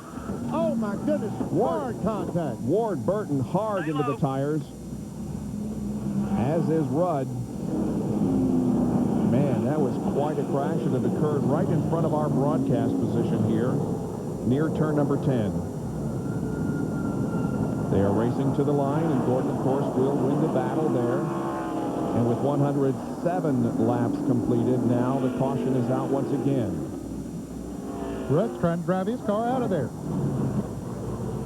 And that's good that he's and okay. Ward Burton is starting his car, too. So apparently both drivers are okay, so that's good news, but both of those race cars are torn up.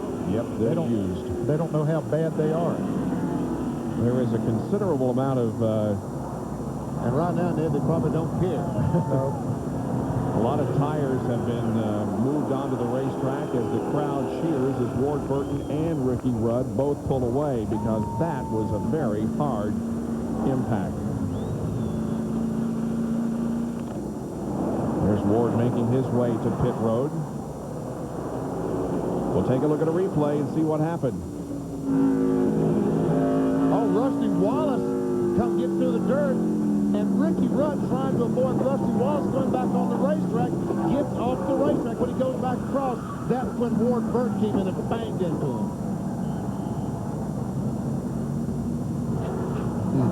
Heavy damage there. Yeah, another couple of guys who had really run good here all day, kept their nose reasonably clean, had good finishes going, both Ricky Rudd and Ward Burton. Now they're going to red flag the race. Because it's going to take a while to clean this up. Just like at Richmond last year, Ned, when DJ was leading the race, it's going to take a while to clean this mess up. These fans in California, NASCAR says, will not be deprived of a green flag finish to this race. So just shy of completing 108 laps. The red is out while they repair the racetrack and get the tires back in position. We'll take another break and be back right after this. And that looks like it'll do it for the rookie tonight. The skipper's headed out to the mound. Dude, look, you're on. For the southpaw. Do something.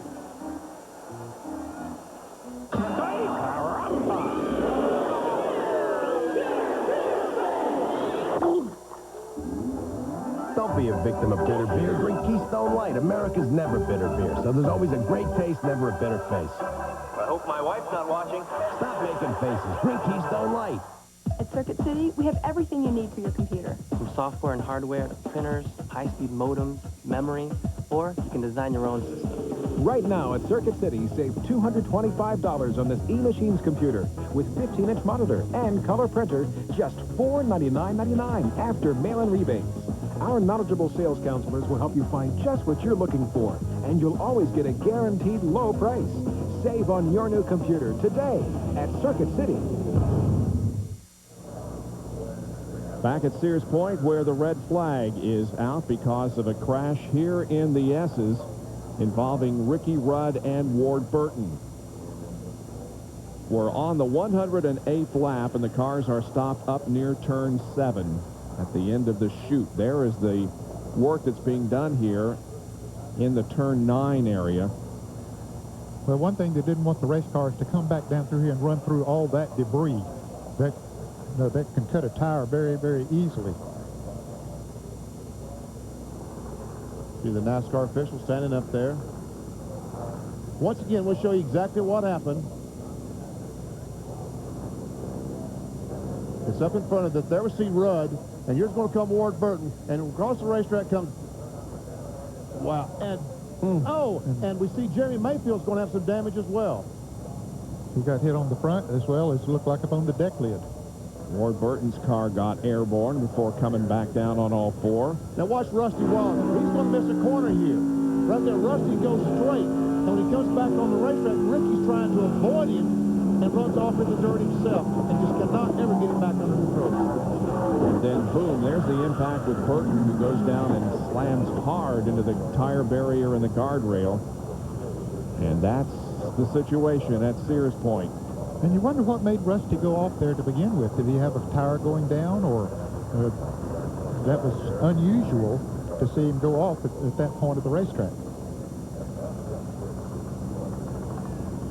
Here's the onboard camera with Rusty as he awaits the restart of the race.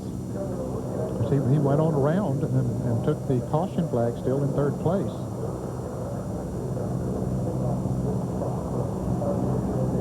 Now we're going to replay from Rusty Wallace's in-car camera. That's turn 7.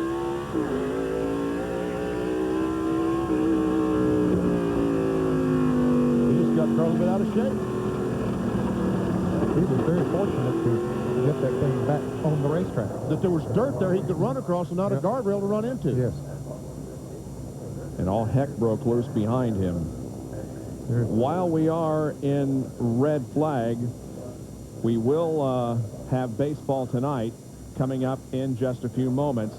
Carl Ravitch, however, is standing by with a report, and while we are in this red flag situation, we're going to go to Carl for a preview of baseball tonight coming up in a few moments. Carl? All right, hi, folks, and welcome, everyone. I'm Carl Ravitch in our Baseball Tonight studios. Obviously, because of the race, we're going to be abbreviated tonight. We want to get you up to date on the main games that went on today, and a reminder that SportsCenter follows Sunday Night Baseball here on ESPN. Then comes Baseball Tonight, so at some point, you'll be able to get all the highlights. Let's start with a team that had a chance to move into first place. Those are the Reds, battling the Astros. Down 1-0, Derek Bell. This one goes to right. Craig Biggio was on. This is a Houston team that is desperate for some runs. Good play from Tucker, who finds Reese, who throws home. And Biggio is done by 10 feet. Biggio, no flashing little leather here. Sean Casey had 3 hits in the game. Denied here. He's hitting .387. Still, good play by Biggio. A lot of good defense in this one. Michael Tucker already with a 6 home run. Keeps this one on the ground, but Bagwell is there to smother. That saves a run. Bottom 4, Astros down 1-0. Not anymore. Bagwell hits one as far as people can remember in the Astrodome off the bat of Bagwell. 67 runs batted in this season. He's hitting .320. It's 1-1. Lima gets Vaughn looking. Vaughn 3 Ks in the game, and then he got ejected for arguing. Bruce Breckman throws him. 2 pitches later, Barry Larkin up, and Lima gets wild. Runners go into scoring position, second and third. Larkin, this time swings, hits one in the left. Michael Tucker, Sean Casey score. The Reds go up 3-1. And Barry Larkin's 50 RBIs help Cincinnati win again. 5-2, make it 8 straight. 7 in a row overall for your first place Reds. 8 straight on the road. They wipe out Arizona. They take care of Houston. They are now in first place, the latest they've been there since 1995. Best record in the majors. They now go home to play the Diamondbacks and Astros for 7. You know, we're coming into Houston here hoping to get, you know, a few games here and close in on the race. And for us to, you know, even it up here, that's a big boost for us and a big confidence builder. Nothing really surprised me around here. You know, we beat some good pitchers on the road. You know, we just, all I can say is we just executed, just did the small things to win. The main thing we have going for us is that everybody in this clubhouse believes we can win, and that's what it's all about. As long as you believe you can win, it doesn't matter what anyone else says or does or writes, you know, because it has no effect over us. You know, when you see them come in here and dominate us, their pitches dominate, you know that we're going to be in for a tough grind the rest of the way, and we knew that. It wasn't like we knew we were going to walk through this season.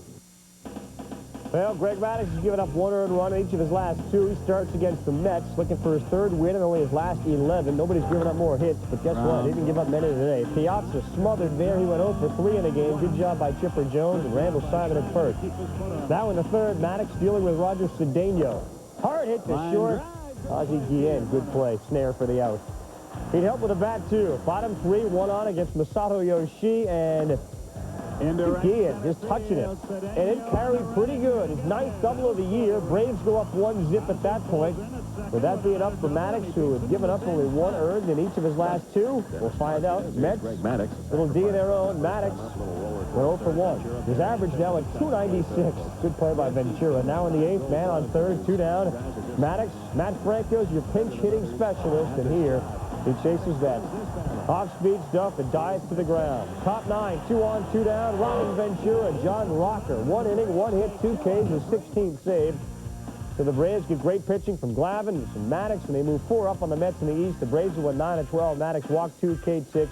He gave up only 2 hits. To the Yankees and the Orioles, Derek Jeter trying to wake up Don Zimmer. Jeter didn't play. Celebrated his 25th birthday Saturday. Also came up in a leg cramp. Bernie Williams, think he enjoys the number 2 spot, batting .341. 2nd home run of the game, 13th of the year. Yanks are up 3-1. In the 8th, 3-2 Yanks, 1st and 2nd, nobody down. El Duque on the mound. Albert Bell went 1 for 4. 7 in the 3rd, 2 earned, 5 Ks for Hernandez. Joe Torre says, you're coming out, my friend.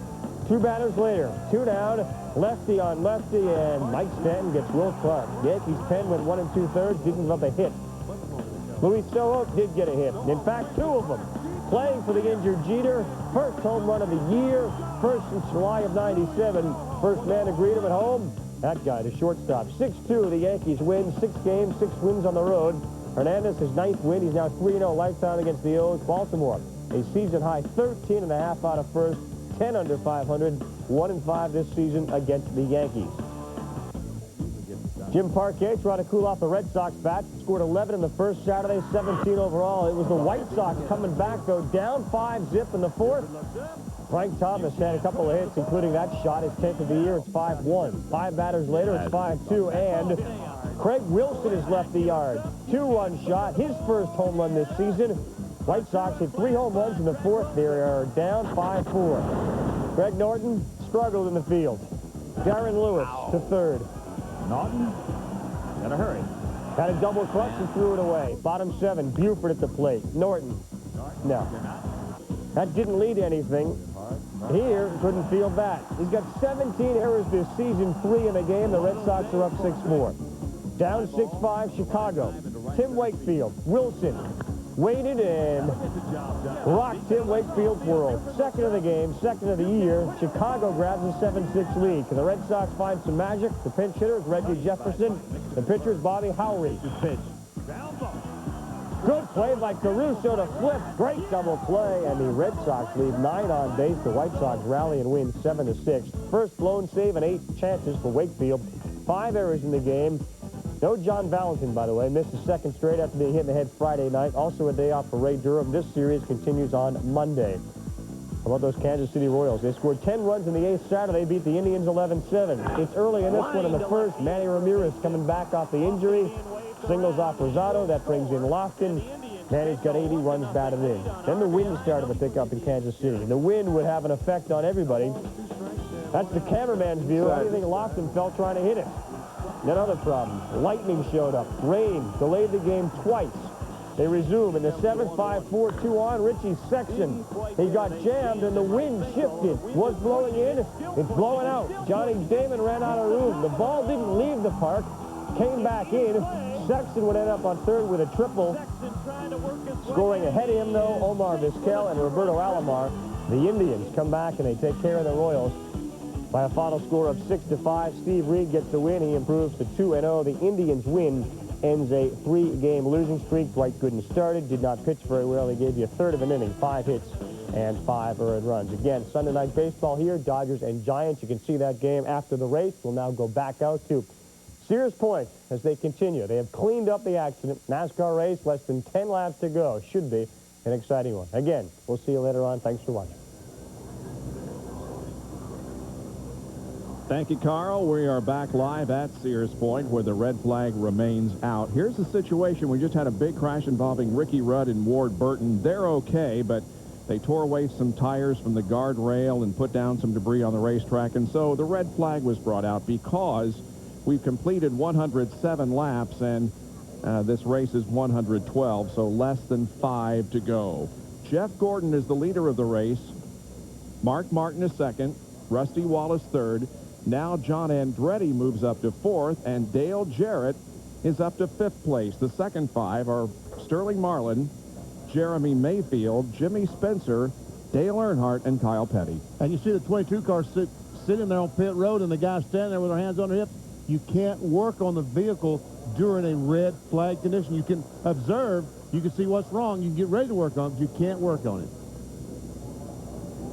And this is what happened. Rusty Wallace has gotten off the track, and then Ricky Rudd did. He spins, comes across the racetrack, clips Ward Burton, and Burton in that outside fence hard, and also catches Jeremy Mayfield. I'll tell you what, a lot of cars made it, you'd think that more cars would be involved as narrow as the racetrack is, but fortunately everyone backed off, slowed down. See Tony Stewart passing cars on the grass. And that's where the cars have been stopped near turn number 7. Down to Bill Weber. With Ray Evernham, 2 easy questions. How's your car? How's your driver? I think they're both hot and tired right about now. You know, this hopefully is giving him a chance to catch up, catch his breath a little bit. They're pretty hot in there. Mark's car seems to be a little bit better than ours right now. Hopefully Jeff can hang on, but if not, just want to see him get a good, safe finish, and hopefully we'll go out of here with a decent finish. Mark looks a little stronger in 7 and 11. Yeah, Mark's outbreaking us a little bit. Like I said, our car's been pretty good all day, so hopefully it'll let Jeff catch his breath a little bit, and we can hold on. If not, just get a good, safe finish out of it, and we'll be happy. I know Mary's watching on TV today. Yeah, and I want to say hi to her and Loretta. My mom-in-law's in the hospital, and she's recovering, and I know they're watching, so I just want to say hey. Okay, Ray Evernham hoping this respite will help his driver get a second consecutive win at Sears Point. To John Kernan. And I'm with Jimmy Finnegan. He's talking to Mark Martin, just a little bit, a few last-moment instructions. And Jimmy, can Mark get a shot at Gordon? I don't know. We're pretty good. You know, Mark's the last session before the yellow flag, we were right on his bumper. But with 4 laps to go, you know, it's going to be pretty tough. But Mark's the best, so we'll see what he can do. That's Jimmy Finnegan, Mark Martin's crew chief. Well, San Francisco is a place to be this weekend. We are here at Sears Point Raceway, located north of San Francisco. Of course, down in the city itself, the X Games, which have attracted nearly 80,000 people in the last couple of days. And now we're about to go to 3Com Park on the south edge of San Francisco for the baseball game, which is coming up tonight. We're going to go away for a preview of that game. However, we will be back for the finish of this race when the green flag comes back out. Right now we're under red, and we have less than 5 laps to go. So let's go now to 3Com Park on the south edge of San Francisco, and let's get an update on the game coming up tonight. ESPN, celebrating our 10th season as your home for Major League Baseball.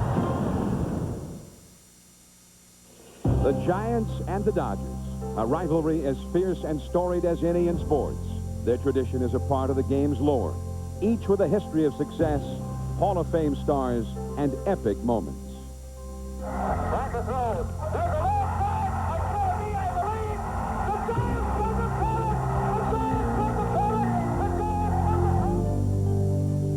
Bobby Thompson's shot heard round the world, part of a 20-year period, 1947 to 66, when the Dodgers and Giants dominated, winning a combined 13 National League pennants, while at the same time expanding baseball's cultural horizon. Robinson, Mays, Campanella, McCovey, Newcomb, Marichal. In 1958, both teams moved west, forever changing baseball's geography. In the 42 years since, the Dodgers certainly less lovable than in Brooklyn, possibly more successful. The once proud Giants yet to win a title by the Bay, but still causing Dodger heartache. The right field hit hard. Monday going back. This ball is gone. Home run, Joe Morgan. Tonight, in this, the last season of baseball at Three-Comp Park, who will step up among these ancient rivals and take their place amongst the memories? Join us now for the Giants and the Dodgers.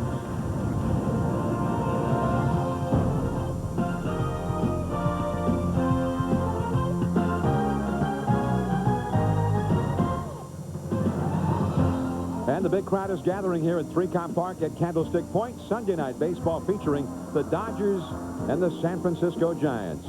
In the National League West, both ball clubs very much alive. The Diamondbacks and the Giants at the top, they've both been struggling all week. The Dodgers and the Padres have started to make a move from the rear. Hello, everyone. I'm John Miller. Welcome to Sunday Night Baseball. And this old rivalry that goes back more than 100 years continues tonight. And the Dodgers making a move here. They've won the first two. They're going for a sweep tonight. The Giants, meanwhile, tonight have their opening day lineup together for the first time since opening day. That means Barry Bonds, who missed 47 games in a row, is back in the lineup after elbow surgery. But how is he? He talked to Joe Morgan about that. Barry, a lot of people think you may have come back too soon, but only you know the answer to that. Well, I don't know what too soon is, Joe. The doctors cleared me, said that I wouldn't re-injure the tricep, and that it was at my choice to play. And I'm a baseball player, Joe, and that's what I was born to do. And I owe it to this game for what it's done for me and my family to at least give it an honest effort. Sure, I deal with pain at times, and sure, the elbow's still swollen, and I'm going through a little bit of adversity in a game that I've never gone through before. But that's part of baseball, and that's what I came into this game to do. From the first time I walked in this field is to give my all, regardless of the circumstances, and that's what I've been doing. Well, the Giants and Barry are going on a theory that 80% of Barry Bonds is better than 100% of a lot of players, and I agree with that theory, John, but I think tonight we'll get a chance to see he can still turn on the fastball, but I'd have to see him adjusting to the other pitches, you know, with his elbow. All right, and he'll get some good fastballs tonight from Chon Ho Park. Meanwhile, the Giants go to their veteran right-hander, Mark Gardner, to be the stopper. They've lost 5 in a row. He'll be going up against guys like Sheffield, Mondesi, Todd Hundley, and, of course, for the Dodgers, Eric Karras. Well, I think what you see here today, though, John, is they're trying to make it tough for Gardner. They put some left-handed bats in there. The Dodgers, for the years, have had all right-handed bats, and they've struggled. That's why they brought Todd Hundley over. They have Hollinsworth in there tonight. They're trying to add some left-handed bats to this right-handed lineup, and that'll be so tough for Gardner to handle tonight. All right. So Hundley with 3 homers the first 2 games, batting left-handed. He's on a roll, it seems, back in the lineup for the first time in 2 weeks. And we've got the Giants trying to avoid being swept in their home ballpark. Now, stay tuned. We've got baseball coming up, but we're also going to be taking you back to Sonoma for the conclusion of that race when they get going up there again. So stay right here at ESPN.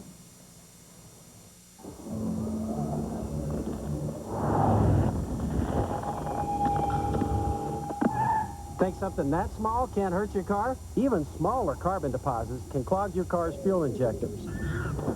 So use Gum Out Extra Fuel Injector Cleaner to get rid of deposits for smoother overall performance.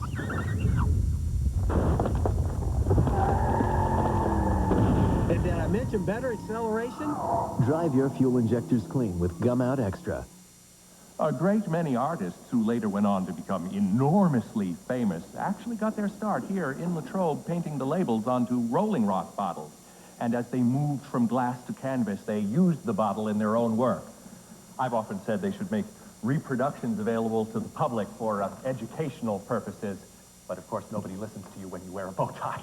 This work is of profound historical significance, and also it makes a great gift. This summer, join Club Ramada and every cool dip in our pool, every chilled drink on our menu, every cozy night in our room will be even more rewarding. Club Ramada is free to join, and every dollar you spend will take you closer to great rewards like free nights, free flights, and free fun stuff for the whole family. Join Club Ramada, and your summer will be cooler than ever. For reservations, call 1-800-2-RAMADA. Can you believe it? $1 for a bag of hot air? This must be some high-grade helium. Well, you can't get much for $1 these days. Oh, come on. Sure you can. You can get all your long-distance phone calls for 99 cents. Yeah, you're sillier than that clown. The gentleman here refers to 10-10-220. Big shoes, big brain. Dial it, and it's only 99 cents for all calls up to 20 minutes. And just 10 cents a minute after that. I can't believe it's that cheap. Thicker, pale-face. Well, simply dial 10-10-220 and see for yourself. Did you ever think America could be this good? No, never. 10-10-220.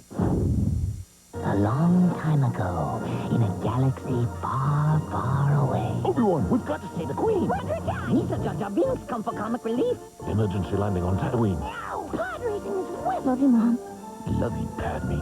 Oh no, Darth Maul! My brains are spilling out! Oh, joy. This is the weirdest date I've ever been on. I'm out of here. Go you must. Farewell. Bye-bye. New cans introduced every few weeks this summer. Collect all 24.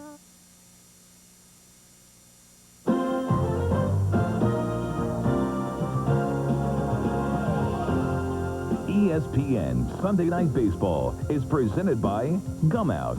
Drive your fuel system clean with a complete line of Gum Out Performance Fuel Additives. And in part by Rolling Rock, a unique state of beer. And by Century 21, real estate for the real world.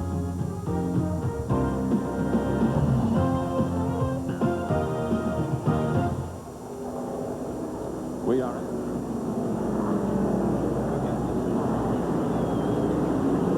But meanwhile, the Save Mart Kragen 350 at Sears Point Raceway is going to be going on, and we'll be taking you back up there for the finish of the race. So stay tuned for that. If you had been tuned in for that, we'll be taking you back for the conclusion of the race when they're ready for it. Davey Johnson's Los Angeles Dodgers, and it has been a study in futility for much of this 1999 season. But they have won the first 2 games here in San Francisco. And here's a look at Davey's Pepsi starting lineup for tonight's game. Eric Young at second base, Todd Hundley, the catcher. Gary Sheffield is in left field, as he was not going to be in the lineup originally. Raul Mondesi in right field. Todd Hollinsworth in center field. Eric Karras at first, hitting 6th. Adrian Beltre at third. Jose Vizcaíno, a former Giant, is at short, and Sean Ho Park is the pitcher. And the San Francisco Giants are just now taking the field here. At the stick, Mark Gardner takes the hill, trying to be the stopper for the Giants here tonight. Meanwhile, they're ready to finish up that race up in Sonoma. So we're going to have the ball game for you. But right now, we want to take you back up to Sonoma to Bob Jenkins and the rest of the race.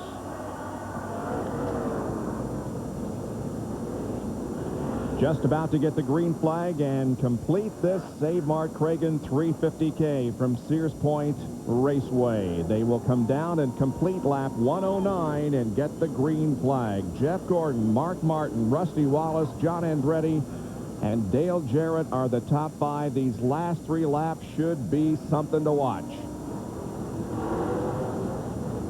Yep, I think you're right, Bob. I think this break had to help Jeff Gordon because he was exhausted. We've talked about it all day long. He isn't feeling that well. Has to help. And he also was able to get some water back there and a little bit of fluid. You know he feels a lot better than he did 30 minutes ago. All the drivers were offered a drink of water during this red flag period, and of course most of them took advantage of it, including Jeff Gordon. So here we go now with the final 3 laps of the race. Pace car pulls off the racetrack. Gordon cleans the tires to make sure all the rolled up debris is off the tires and that the tires stick well as he approaches turn number 1. Here we go. Brings up a good jump. Got about 3 car lengths out in front of Mark Martin.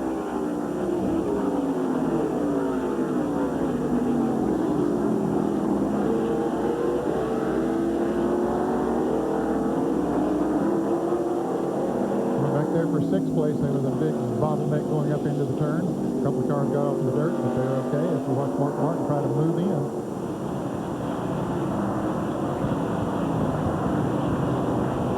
Gordon maintains the lead as they come down toward the chute. Mark Martin less than a car length behind, and a couple of car lengths separating Mark from Rusty Wallace. Apparently there was no problem with Rusty Wallace. He just got off course there. It was speculated that maybe he might have had a problem with tire go down or something, but that's not the case because he's still running good. Now, this is the spot that Mark Martin has been gaining. He's been out breaking Jeff Gordon going in turn 11. That's 10. They approach turn 11, coming down for 2 laps to go. Can Mark outbreak Jeff this time? No, not this time.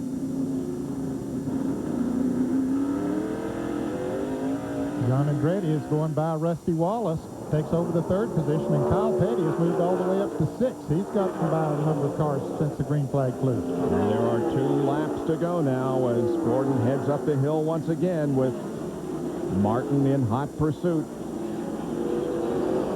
We want to remind you of a couple of things. First of all, the X Games at 9 o'clock Eastern Time on the Deuce. And stay tuned. As soon as we get the checkered flag, we're going to be throwing you back to 3Com Park on the south side of San Francisco and John Miller for tonight's baseball game involving the Giants and the Dodgers. Turn 7, where Jeff had a problem earlier today, got off the course. This time he gets through. Martin has only won 1 race so far this year. That was at Rockingham. Sterling Marlin is off the racetrack. As once again, Gordon comes down through turn number 10 and comes to turn 11. Coming down for the white flag, Mark. You've got 2 more chances at your best spot. Looks like Jeff. Oh, and Mark really sideways. He really tried. He got a little bit too deep. Got the back end out. Jeff Gordon will take the white flag. 1 more lap to go. Here's the white flag coming out for Jeff Gordon. There will be a couple of more opportunities that Mark will have to make the pass, but so far Gordon has been successful holding him off. Right here, Martin's been getting to this corner. I thought maybe he might try to drive under it. Could not, as Jeff gets to that corner well. John Andretti has moved into 3rd position. And I mentioned a moment ago that Kyle Petty moved to 6th. He's dropped back to about 8th now because Jimmy Spencer has moved up to 6th. No driver has ever won 4 consecutive NASCAR Winston Cup races on a road course. If Jeff is able to take the checkered flag, he will be the first driver ever to do it. He's through turn 7. There was a good passing opportunity for Mark, and now really there's only 1 more, BP. Turn 11, this is the S's. Mark is right there. He's on the back bumper, and he's driving his heart out. So is Jeff. The left-hander turn 9. They'll go back to the right in 10, and then down for 11. Downshifting on the brakes hard. Martin is trying everything he can to pull even and pass Jeff Gordon. He's got 1 last shot. He looked like he might try from the outside. Now he goes to the inside, but no, the car is sideways on him once again. And here comes Jeff Gordon to take the checkered flag and win the St. Mark Kragen 350 at Sears Point. His 4th road course win, 2nd here at Sears Point. And the 4th win of 1999. He also won at Daytona, Atlanta, and California. He's going to go to our McDonald's Winner's Circle. Later tonight, we will have the interview for you on RPM tonight. Jeff Gordon wins here at Sears Point. Now let's go to 3Com Park in South San Francisco for tonight's baseball game. Here is John Miller.